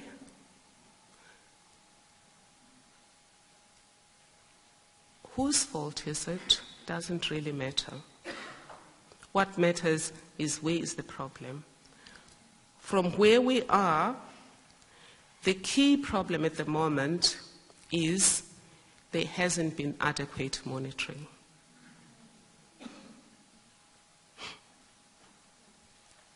In addition to that, the problem has been compounded by poor planning.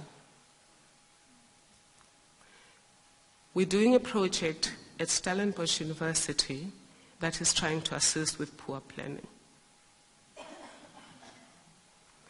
It's about me and you leveraging our power and privilege to make a difference.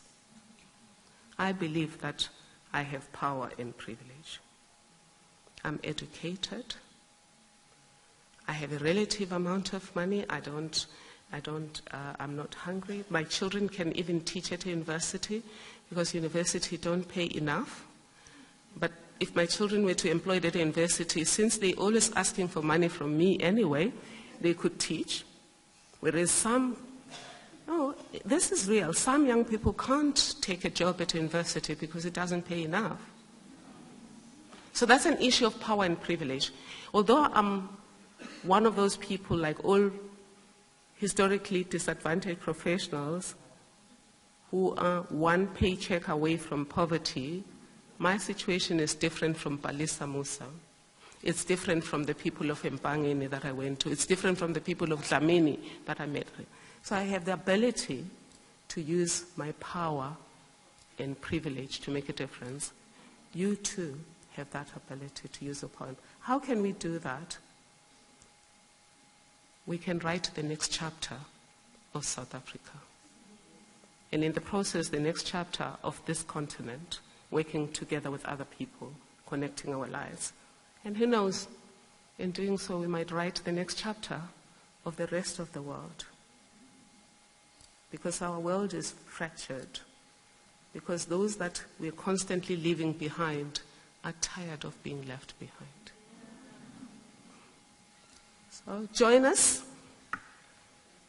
on what we call an M plan for social justice. Part of it is leveraging academic opportunities to assist government with planning. And how will this work? It's just using data analytics to predict the future.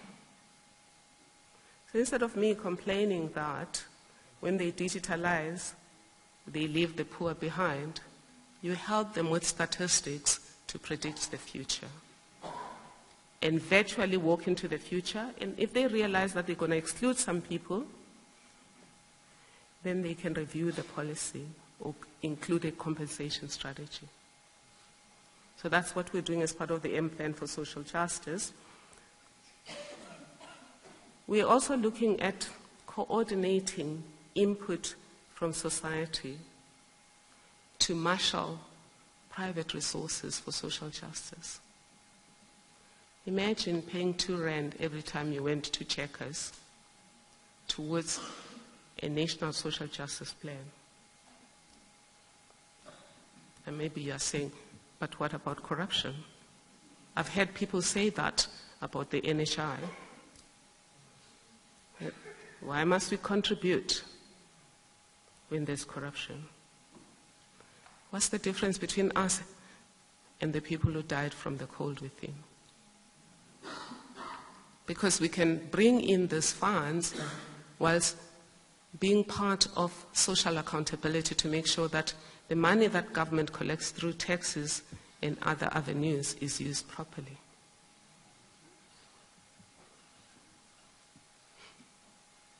The M Plan will also leverage resources from the global community.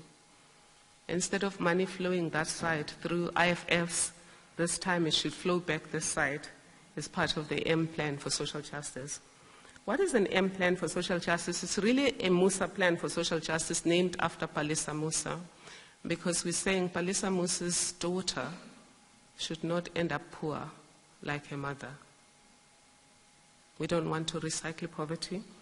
And the aim of the M Plan for Social Justice, let's really end poverty by 2030. Let's reduce structural inequality by 2030. But what else are we going to do? Enhance social accountability in society. Make sure that people are their own protectors. They hold everyone accountable. They know who's supposed to be delivering what, with what resources. And lastly, let's work together to make sure that at all levels of society, there is leadership. There is proper democracy leadership. And where do we find answers for proper democracy leadership? From the generation of Nelson Mandela, with Walter Sisulu, Oliver Tambo, and all of those that brought democracy to us. Not just from the ANC, as early as people such as Charlotte Maxeke, Olive Schreiner, and even more recently, Helen Suzman. The one thing I think all of them did well was they always tried to behave ethically. Just at the core of their behavior was a values-driven approach to life. Secondly, they were purpose-driven. What kind of society are we trying to create? They were also impact-conscious. And above everything else, they were committed to saving humanity. And that's what we can say about Madiba. So it's our turn to write the next chapter. Whether we act or we don't act, though, we'll write the next chapter.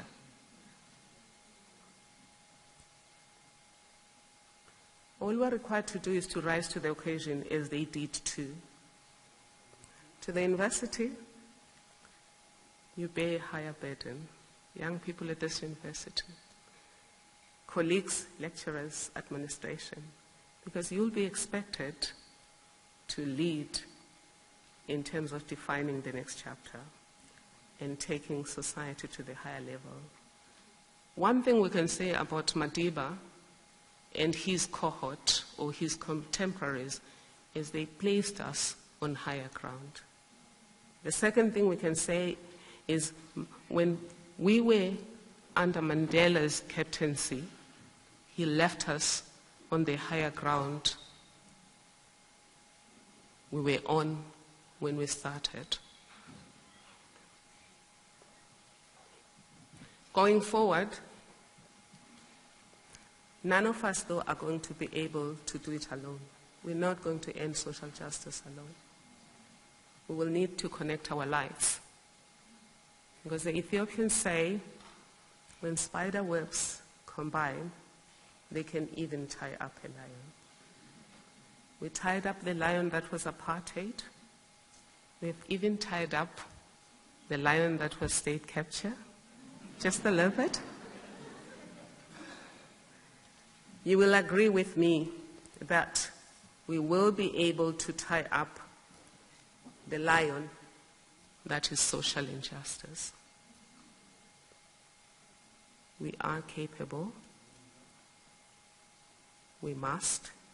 Because if we don't, democracy is at stake. As long as democracy does not work for all, it is at risk. It is in your hands, as Madiba said. Thank you.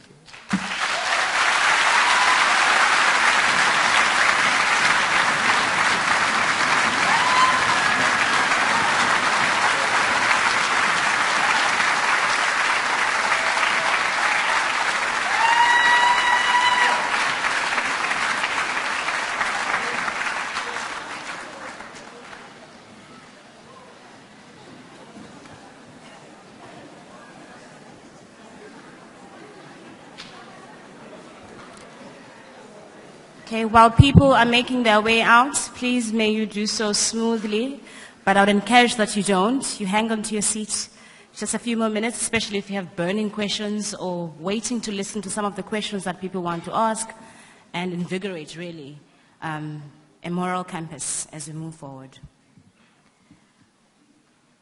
Mamu, Thuli, Madonsela, Ngalitile describes science as a collection of assumptions.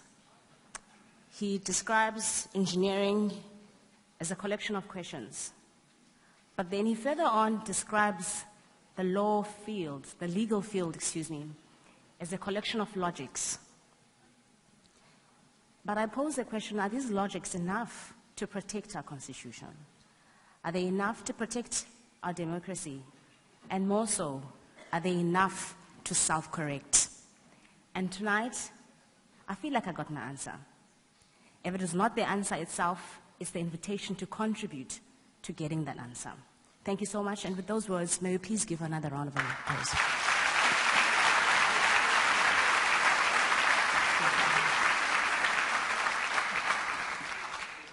Before I introduce Professor Andre Keat for the Q&A session, I'm sure you saw him go like this. It's humility. It's really humility, especially after what I'm about to read and introducing him. I just want to make one small announcement. Well, it's not small, it's quite a big one. Outside, you will have noticed when you were going in that there was a book sale. We're selling a book titled No Longer Whispering to Power, and it is by Thandeka Kobule. The normal price is $249, but for students and lecturers, well, I should say the NMMU community, Nelson Mandela University community, it'll be going for $224. So please, as you go out, or as you sit and decide whether or not you should be making any purchase this month, please make this one. Through Obama's talk on Tuesday, he mentions that Nelson Mandela once said, if you want a chat, put together in two people with the same view in one room, and you'll get a chat, a nice banter at it. But if you want a dialogue, put two people with opposing views in one room, people that cannot understand each other, people that don't agree at most. And as we're about to have our Q&A session, as we're about to really engage on the question that we had about the responsibility that we have towards the Constitution, I'm hoping that you're open to opposing views. As you can imagine, we're about to have a dialogue. We're about to engage. And this will be facilitated by Professor Andre Keat, who is the current chair for the Critical Studies in Higher Education Transformation, which is known as CRISHAT, a new role at it. He's a leader in his field, which is transformation in higher education. He designs really and pioneers and thrives at designing African responses to our African problems and African situations. At this, he looks at higher education, transformation, gender equality, and human rights, really. He's held a number of positions. But when he was introduced to the university earlier this year, he shared this as his bid to, hey, I'm here, I want to join you, and I'm going to read it for you. He says, I'm particularly looking forward to engaging with students, staff and the broader Nelson Mandela community. All institutions have challenges. So does this one, I'm sure. Nonetheless, I'm on the back of so many advances within the institution over the past decade. Nelson Mandela University is perfectly poised to make further cutting-edge contributions to respond to our national and global challenges across a variety of knowledge fields, including higher education transformation. And then he says, I can feel it in my bones. And I'm hoping that you can feel in your bones opposing views as you're about to engage. Professor Andre Keat.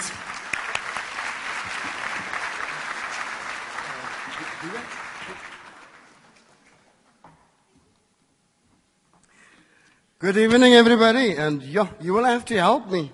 Thanks, Professor Madonsela.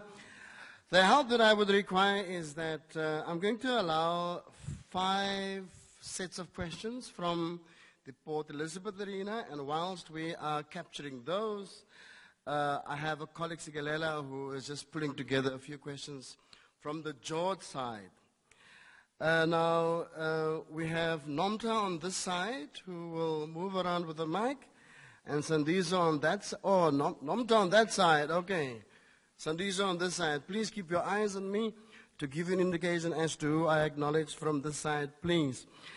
As you know, when it comes to Q&A sessions, people who have not been asked to make the keynote address, they want to deliver it from the floor. Please refrain from that. It's very, very late. We're running, also very late. We have guests that needs to be looked after this as well. So please be brief, be sharp, and be clear. So with that, let me see the set of hands from this audience. I've got that one over there, 2 over here, 1, 2, 3. That's it. Okay? So Nomta, yes.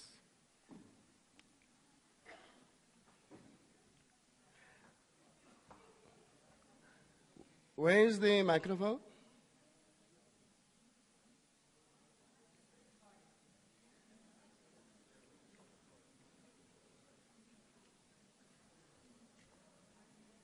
Can I just get a sense of what is happening on that side? Oh.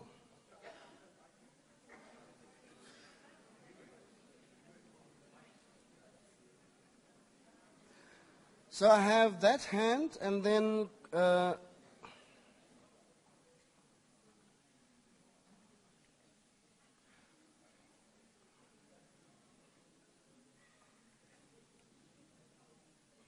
please go ahead, sir.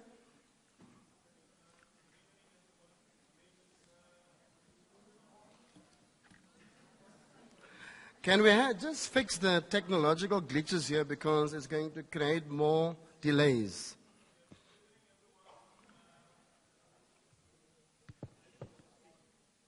Good evening, everyone. My name is Molefi. I'm from the Faculty of Law here at the Nelson Mandela. So my question will be brief and to the point, and it goes to the former public protector. Thank you very much for the work that you've done nationally in South Africa. Thank you. You've inspired a whole generation, including those who are still even in high school. But my question to you, earlier on you mentioned the case of State versus Makwanyane, and currently we have the public hearings on the land debate.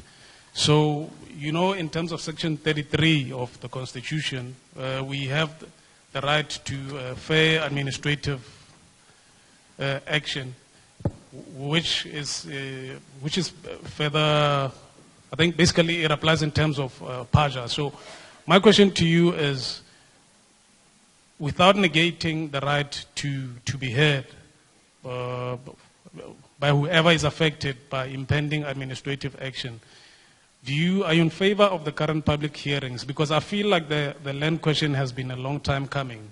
In as much as I agree with the land compensation without land expropriation without compensation, don't you think it's going to further delay the whole process? In the sense that in State versus Makwanyane, the Constitutional Court stated that between law and politics, public views may not necessarily inform the view of a judge, whoever it is, who is adjudicating on a particular matter, whenever there is litigation going on. So I'm just interested in knowing what's going to happen in as much as the views of the public are concerned here. No, Okay, thank you very much. There is a bit of gender imbalance in all the hands that have been acknowledged. And so I'm going to move to the pink scarf friend over here. Sandisa? Pink scarf, there you are. Oh, there's not a mic this side either.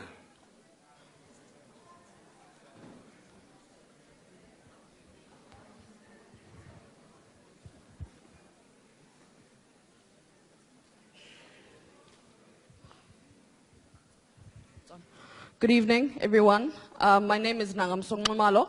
I am a student at this institution. Firstly, I'd like to thank you very much for your presentation, for your address, because it speaks mostly to this issue of decolonization that people seem to think is very impractical.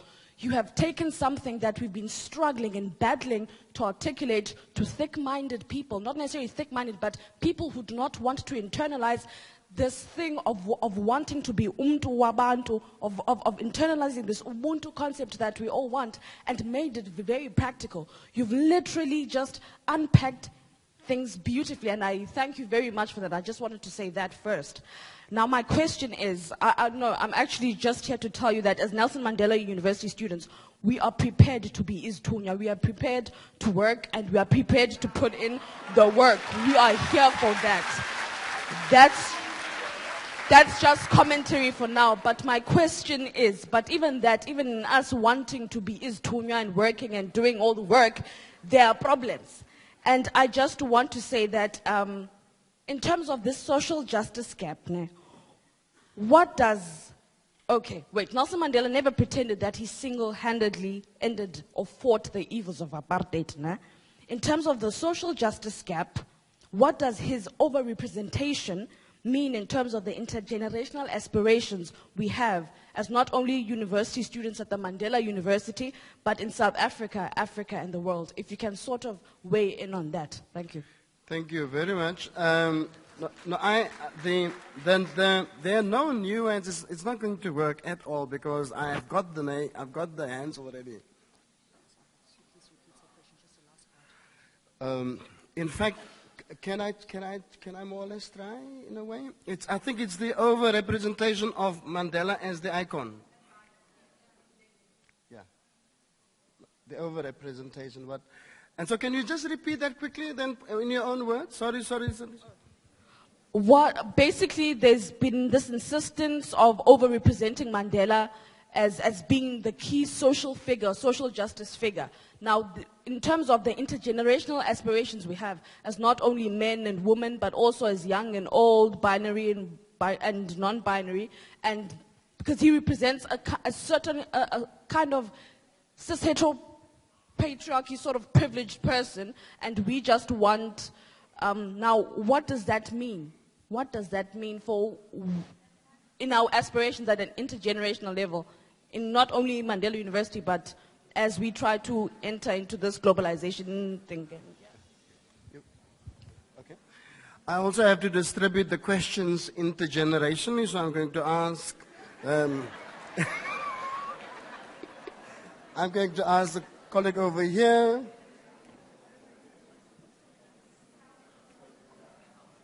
Sandisa?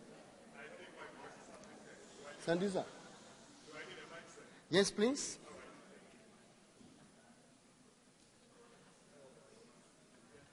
Good evening. I like your spirit, my dear sister, to build the Mzansi that we want. Advocate, it's good to have you here. I'm going to touch on three things. Firstly, one, the preamble assures us that we will never do justice to ourselves until up we heal. Because the keyword says, we the people of South Africa recognize the injustice of the past, moving forward to heal. And it's unfortunately that we've got agents in government that are not pro to change. I will tell you why they don't want to change. We've got statutes or legislations that favor us. We want to give our girlfriends or our cousins tenders of posts. Act number 34 of 1996 is the backbone of the TRC that seeks to address the imbalance of the past and is compelling government to restore the civil and human dignity of victims of gross human rights violation. Who cares? Page 18, a summarized version of the NDP. We gave them an opportunity to govern our country on our behalf. Doing so in so wise in such an extent that they do that acknowledging we have to share the weight of the country. Let me pass that one. Thuli, I'm a student somewhere. I'm a parent. You see those little children here? They pain me because I reside among students. Because we've got a pastor, let me mention this once. Deuteronomy chapter 15 verses 11. Kuba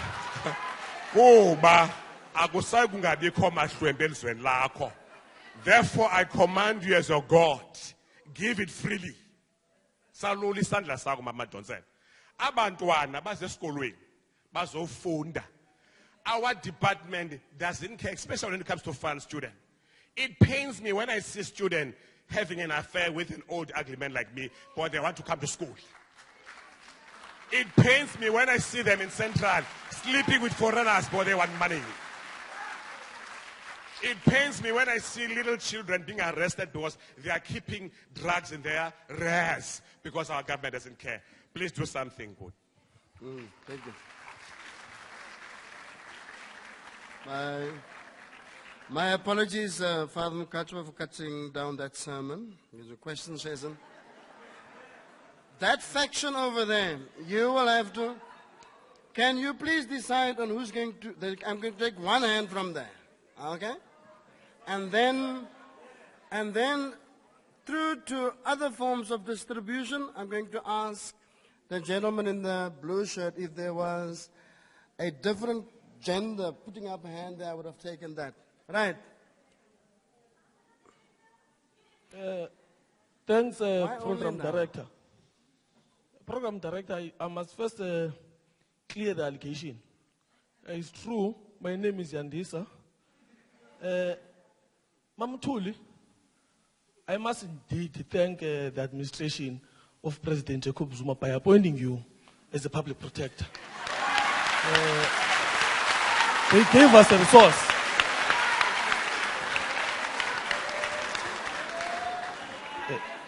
Indeed, you are a resource to be appreciated by young people.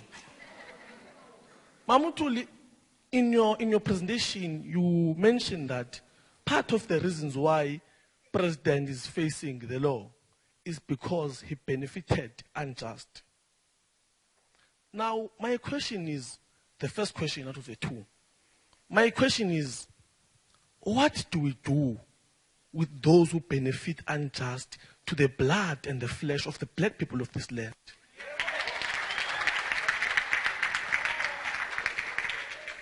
Secondly, within the same question, what do we do with universities who continue to register researchers and students who are funded by by Israel, understanding that Israel is killing people in Palestine, who are benefiting unjust from that? Is the unjust case of the president the most prominent one or the political driven one? The second question, last question. The last question, Mam Thuli. You spoke about that there's nothing wrong in the Constitution, but it's how we interpret it. My question is, do you think the Constitution is social just when it criminalizes people who stand to say students can't sleep in hungry stomach? I'm speaking here, I'm one of the student leaders that has been summoned to court. Not because I am a criminal, but I'm summoned just because I stood at the gate and said, no student must sleep with an empty stomach. Two, do you think it's a just constitution that criminalizes people who fight for their own land? People who have watered what grows in this land and they kill for, and they sacrifice their blood for the land. Do you think that constitution is a just constitution? Thank you, Mam Thuli.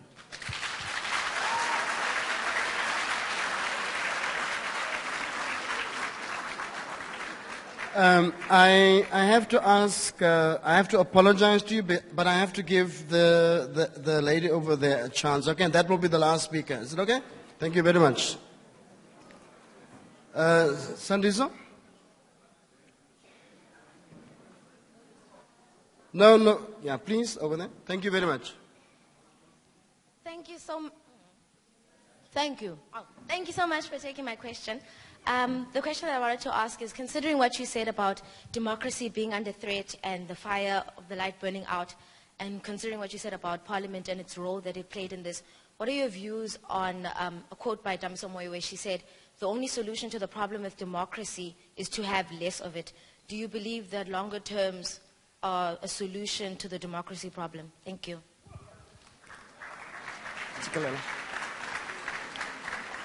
Yeah. Okay, thank you very much. Sikelela, are you ready for me? Yes. Please. All right. Good evening, everyone. I'm speaking on behalf of our colleagues in George. Prof. Madonsela, the question coming from George is, what in your view is the main reason that land expropriation has not progressed at a greater than snail's pace? And what is the role that the public protector could play in that? The second question is, the reason that this social justice gap exists in the Constitution, is there an incompetence or an unwillingness, or is corruption that's furthering that gap? Thank you. Well, thank you very much. Okay, I'm going to hand over to Professor Madonsela now for a response, and then back over to Biwe after that, okay? Thank you. Thank you, Professor Andre, for the privilege, and thank you to all of you for both the lovely comments and the questions. On the first question about public hearings and the views of people, whether they can be ignored by Parliament, I don't think they can be ignored. I don't even think that that's what the Constitutional Court was suggesting. It just said you could go against those views if they are not consistent with the Constitution, because the Constitution has to be taken in its entirety, and you can't cherry pick on it.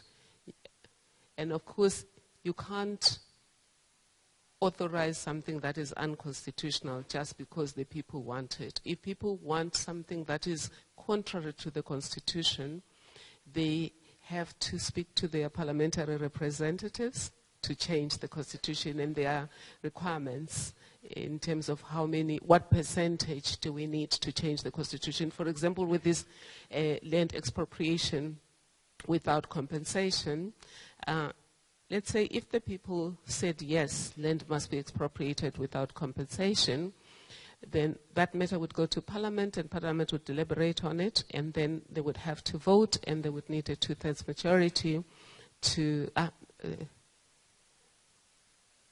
change the Constitution. But I must indicate, sir, that my only problem with this debate on land expropriation is that if people do make a decision, it won't be an informed decision. Because the people want land. But the question is framed like this. Do you need land? And people have been pouring out their hearts about they need land. Then the next question is, do you want expropriation without compensation to get land? So the person thinks, if I need land, I must support expropriation without compensation to get land. They're not being given a range of possible ways that could be used to address their problem. And I've met with ordinary people who are having good relations with the people that they work with.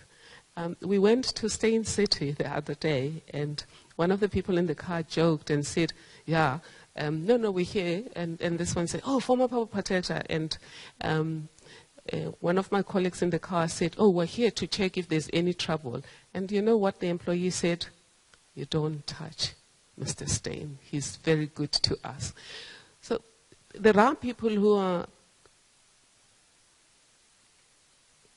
having good relations with their employees, and I've been to Northern Cape where people have subdivided their farms, some of them, to give the employees a piece of land, or given them their shares. I think one farm, I think it was a Nell farm, where they'd given people shares.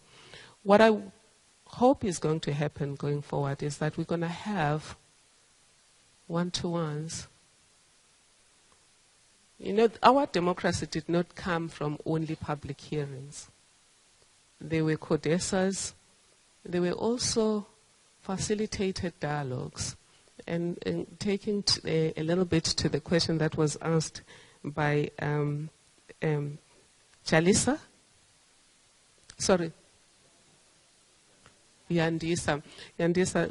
about attributing everything to former President Nelson Mandela will know, for example, that when it came to negotiations, they started in Lusaka.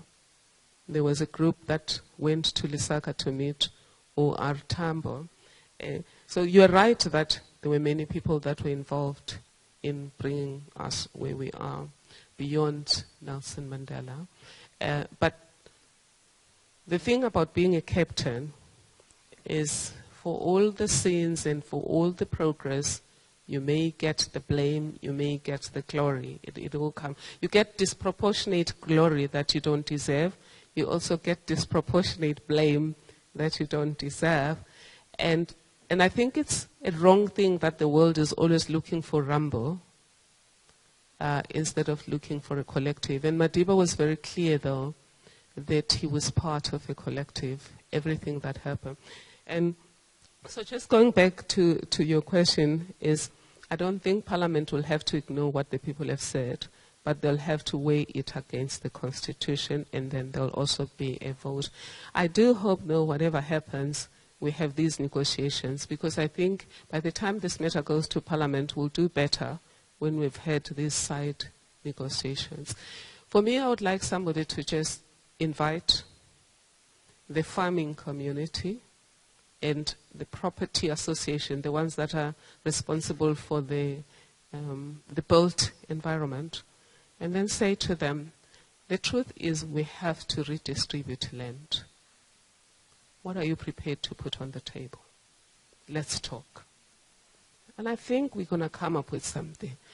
Because the expropriation without compensation is promising to be what you call low-lying fruit in strategy. It's not low-lying fruit.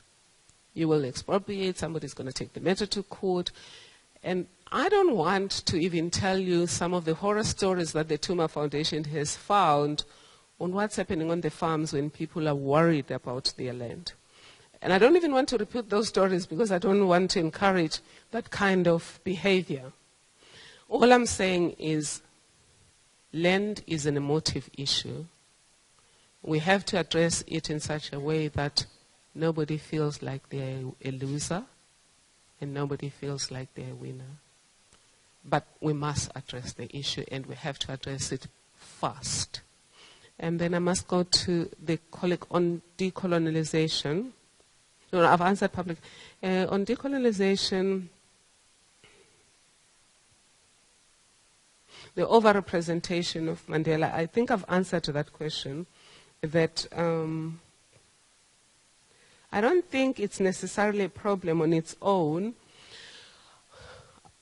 It just may be misleading, though, because if you've been involved in negotiations, you know that you have a team leader in the company, but they're not necessarily the people who are crafting things. They are the person who energizes the team. They make sure that the team understands the broader vision. But the technicalities are not one person. And it's not fair to say Mandela is responsible for everything that was done. But from where I'm sitting, negotiations are about compromise. And obviously the compromises that were made may have been necessary at the time. Lastly,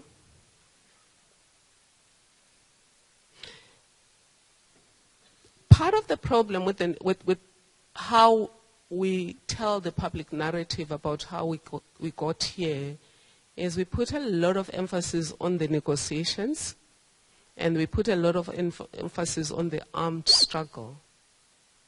A colleague of mine, Futim Toba, is interested in actually writing a book on all of the pathways that brought us here. Because students in June 16 brought us here. The anti-apartheid movement abroad brought us here. Black Sash brought us here. Everyone played some role in bringing us where we are today. And the importance of acknowledging all of these pathways is also to mobilize people to deepen and defend democracy, to understand that it's not left to one person or one group to define deepen and defend democracy, we all have the authority and responsibility to define and defend democracy. And then there was somebody about the TRC, that the injustices of the TRC, we haven't implemented fully the program. I agree with that. The Public Protector was asked to investigate the matter, and a report was written, and once we had a draft, the Parliament said, no, they're going to handle it. Unfortunately, the pace has not been as good as it is, but we can push as society. All of us, we can engage with government to assist to make sure that the TRC recommendations are fully implemented so that those affected are not left behind. And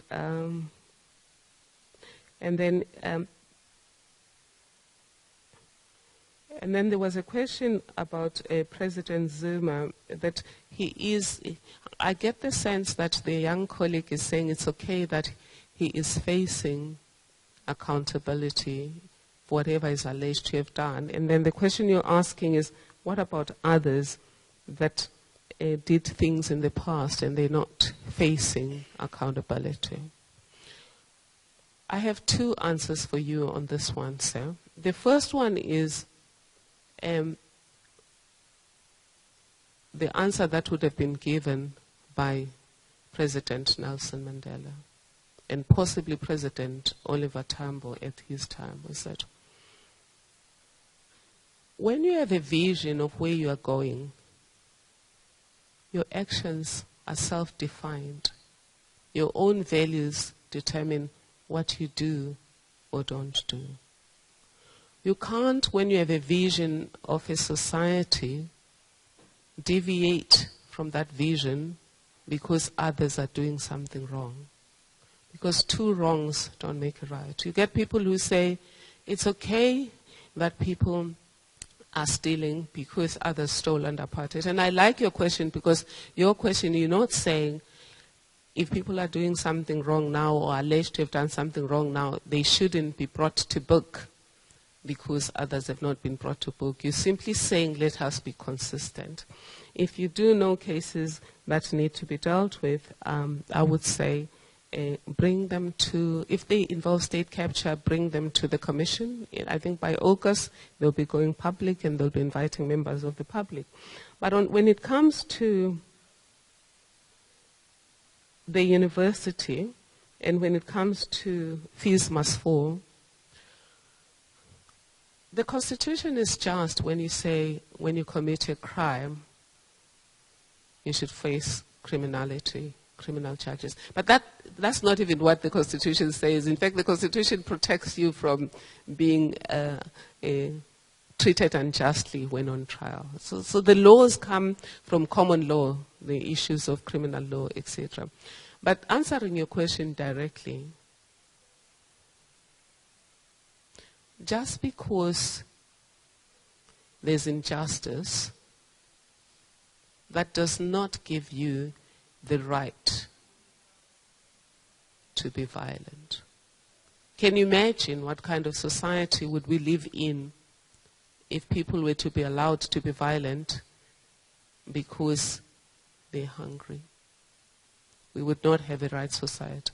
But having said that, this is my appeal to all universities.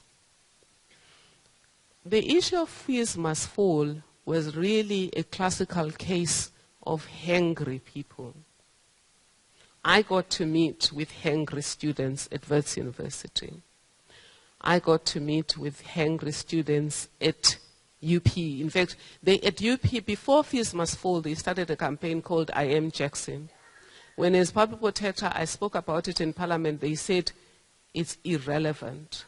They could have prevented fees must fall. They said it was irrelevant. So it got out of hand. People did things they shouldn't have done. Some students have approached me to say, let's negotiate some kind of deal. a possibility of restorative justice, that if they need to come back to universities, they could come. You know, I met a student at Mpangeni who was expelled from a university when he was 6 months into completing his degree. From a Manzimele, that poor community, 6 months away. I understand, you know, we want to make sure that people behave uprightly. But there has to be Ubuntu, as the young person is saying, Ubuntu in it. I would have considered the possibility of them finishing their degree wherever they were and maybe just coming in to write and go. Because now you've thrown them into poverty and thrown the entire family back into the cycle of poverty, because a lot of poor families throw everything into bringing up a child and making sure they get an education. So my appeal is we have to deal with it. And of course people are saying you don't want to deal with this matter in a manner that encourages people to be violent. So we'll work with these young people and see how we can rehabilitate them and make them agents of change in terms of engaging in a democratic way, engaging in a manner that is ethical, purpose-driven, and impact-conscious. So that's my appeal to universities, to say, let's rethink what has happened to these kids.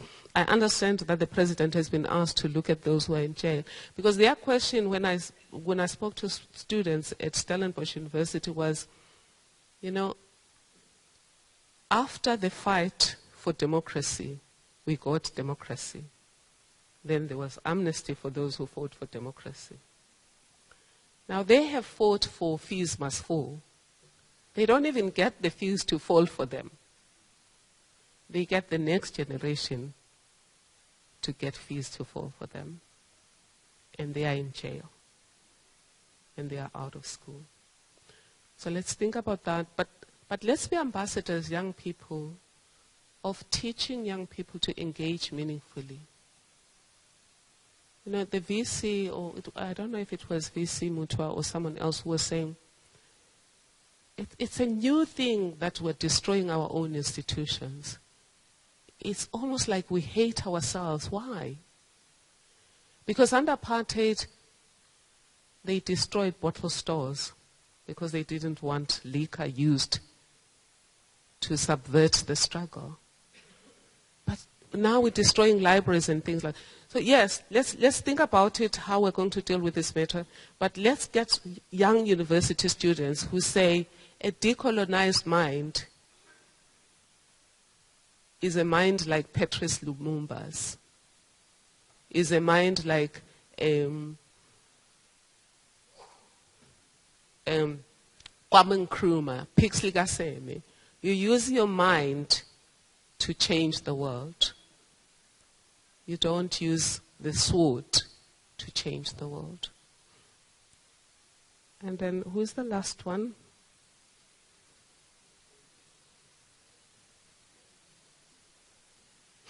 Right.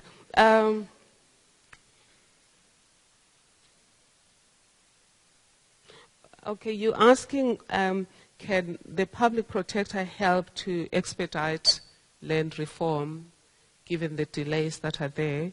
Yes, the public protector can help. A lot of those matters have been brought to the public protector. For example, there's corruption. You probably know the case where the land was evaluated or was valuated at 400 million. It's a game farm in Mpumalanga. But for whatever strange reason, they paid almost $1 billion. The matter was brought to us, and when we were intervening, by the time we intervened, the minister told us that the money has been paid already. But there's still no explanation why pay $1 billion when the valuation process said it was 400 million. But that matter would not be answered by expropriation without compensation. It would be answered by expropriation without paying ridiculous amounts. So you expropriate and you pay reasonable value, which is what the Constitution says. It doesn't have to be a market value. It has to be just and equitable, because you look at how was the land acquired, you would look at what investment has been made into the land, you would look at the market value, even if you don't necessarily have to pay it, but it's really looking at what is the actual investment of the person concerned in this land. If the land was stolen and still in the hands of the person who stole it, you could expropriate without compensation. For example, there are people who did steal land on the eve of democracy because the state didn't know exactly fully what properties belonged to the state. So there was land stolen, and some of the books about which land was owned, properties, not just land, properties, which property was owned by this. So if it's still in the same people, you could expropriate that. But expropriation without compensation is not going to expedite land reform. It's just going to polarize our nation and slow the process further. I hope yes, thank you. I hope I've answered everyone's question.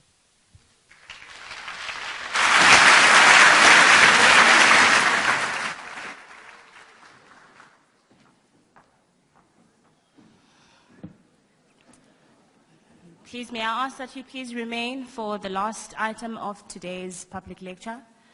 Someone once explained to me that the purpose of a closing item such as a thank you is a prayer. It's a prayer to say thank you for wasting your time. Thank you for making time. Thank you for considering that there is such a thing as a time that I can spend with you. And more than anything else, it is a prayer to say, one day I wish I could be just like you, and I could impact society just like you. And if afforded to me, I wish to do more.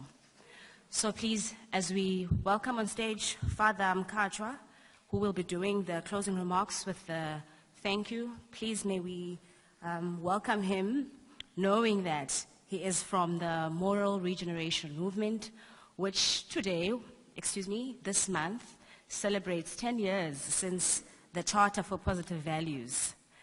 It brings me pleasure to share with you that I'm meeting you, and I'm also 24, just like Professor Mutwa met you before. And I'm hoping that you'll stick around for when I'm VC as well. Thank you so much.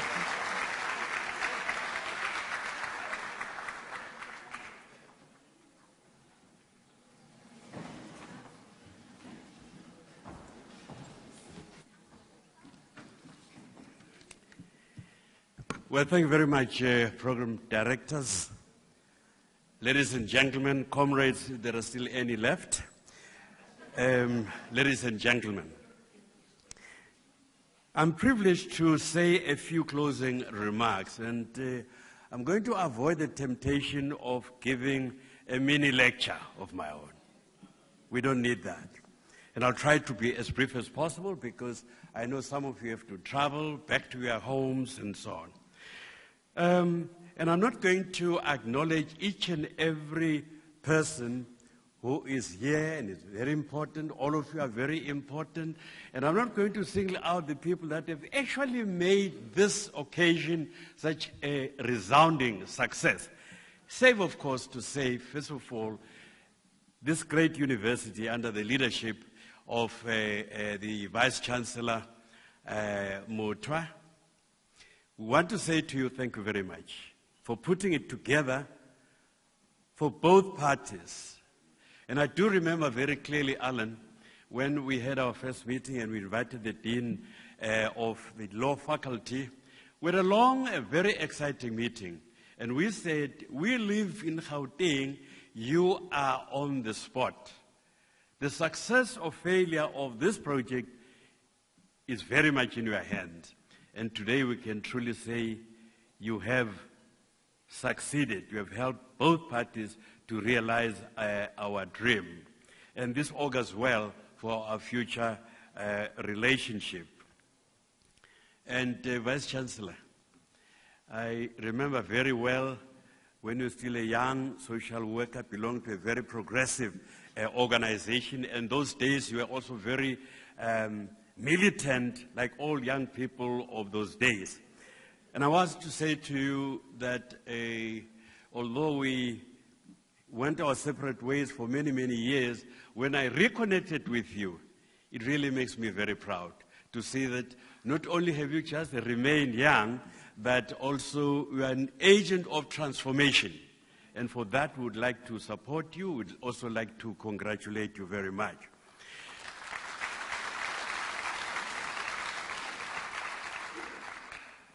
My young sister here, called Professor Advocate Thuli Madonsela. We cannot thank you enough, first of all, for making yourselves available. I know you are very much in demand, and I remember last week you and I attended actually a workshop where we both spoke, and you had just returned from Kigali, Rwanda. You woke up very early in the morning to be on time there. And that, for me, sends a very good message. And for that, would like to thank you quite a lot. Not only did you articulate your subject so well and very fluently indeed, but I also want to say to you that for me, one of the contributions that you have made, and you will continue to make, is that you made our Constitution, which in the minds of some people was almost something like an utopian document. You converted it into a living document, that Constitution could actually be an instrument to bring about transformation as we had dreamed to have.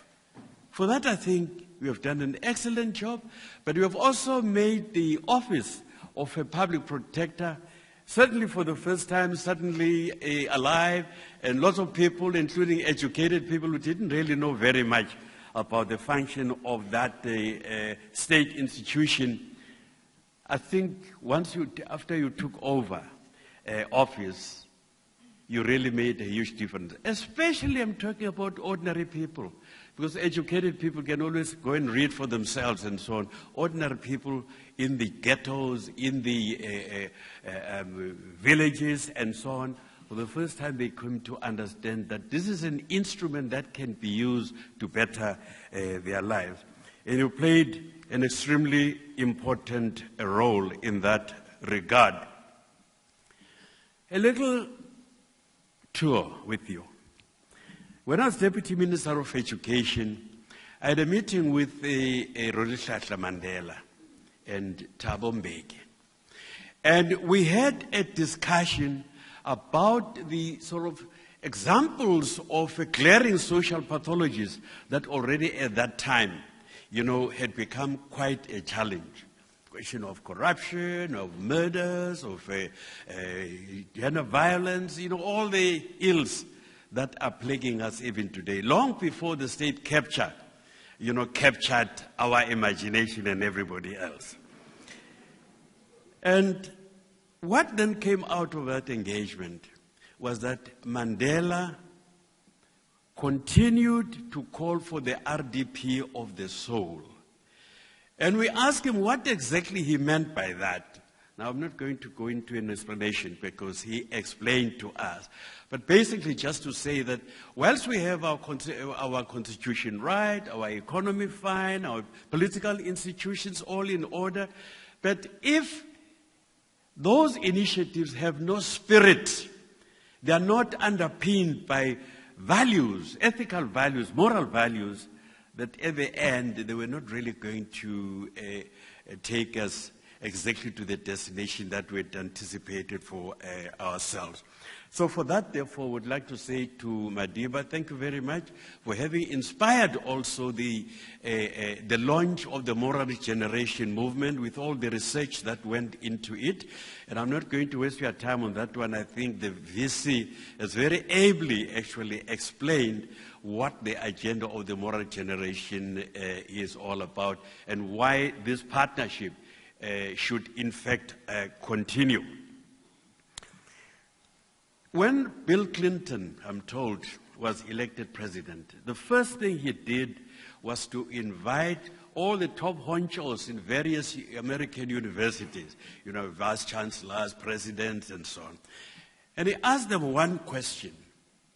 Now that I'm president of the United States, and I know exactly what my function is, what must I do? I want you, as producers of knowledge, and so on, to tell me. I'm not an economist. I'm not this, that, and the other, and so on, all the other special systems of knowledge that are important to have good governance. So there's a long discussion, a long engagement. I'm referring to that because the moral regeneration agenda, which is a national agenda, which is linked to the social cohesion agenda, is not really going to be as successful, or is not going to make the impact that it should have without you, ladies and gentlemen, academics, the intelligentsia, becoming quite actively involved in research, in all sorts of things and so on. And what I'm then going to mention just in passing to conclude is that one of the reasons that we decided to work together with this university are just a number of things that I'm not going to elaborate on. This will be a subject for a private discussion. One, ethical leadership, with all what that implies. Your role as producers of knowledge. And just last month, we had a meeting on this very controversial subject, expropriation of land without compensation.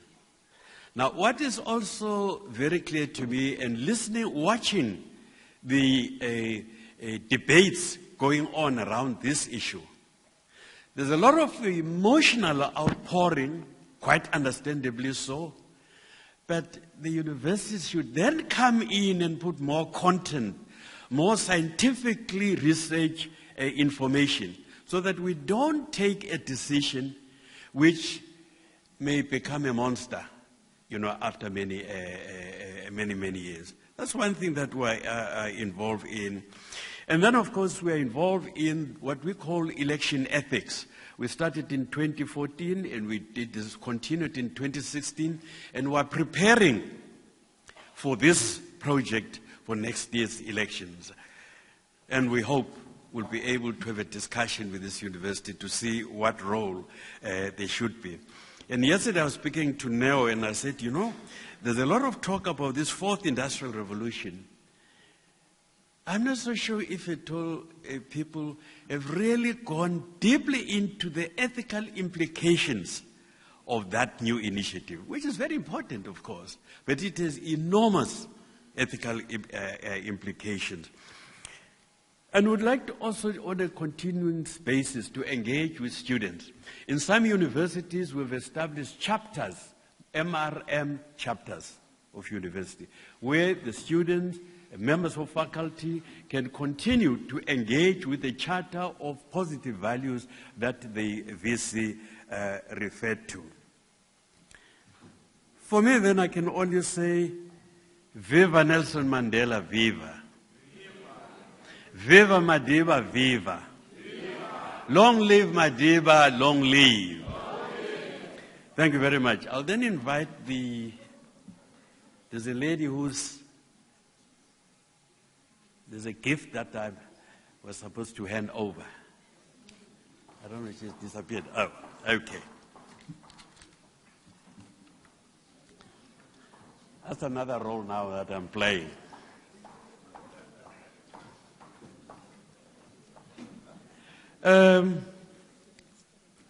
Professor, as a sign of our gratitude and acknowledgement of the good work that we have done, I've been asked to present to you this portrait here. But maybe for your own benefit and benefit of everybody else, I want to briefly explain what it's really all about. The black and white lino cut created on Fabiano paper by a local artist and fine art lecturer, Mr. Kada Abdullah. The art piece was created for the name change in 2017 of Nelson Mandela University. Mr. Abdullah's areas of interest include gender and Islamic and representation in the art world, particularly looking into its various manifestations.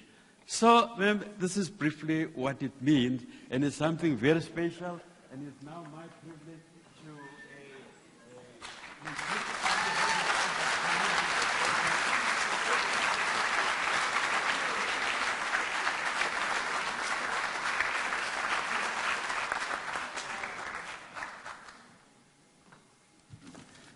Thank you very much, and good night.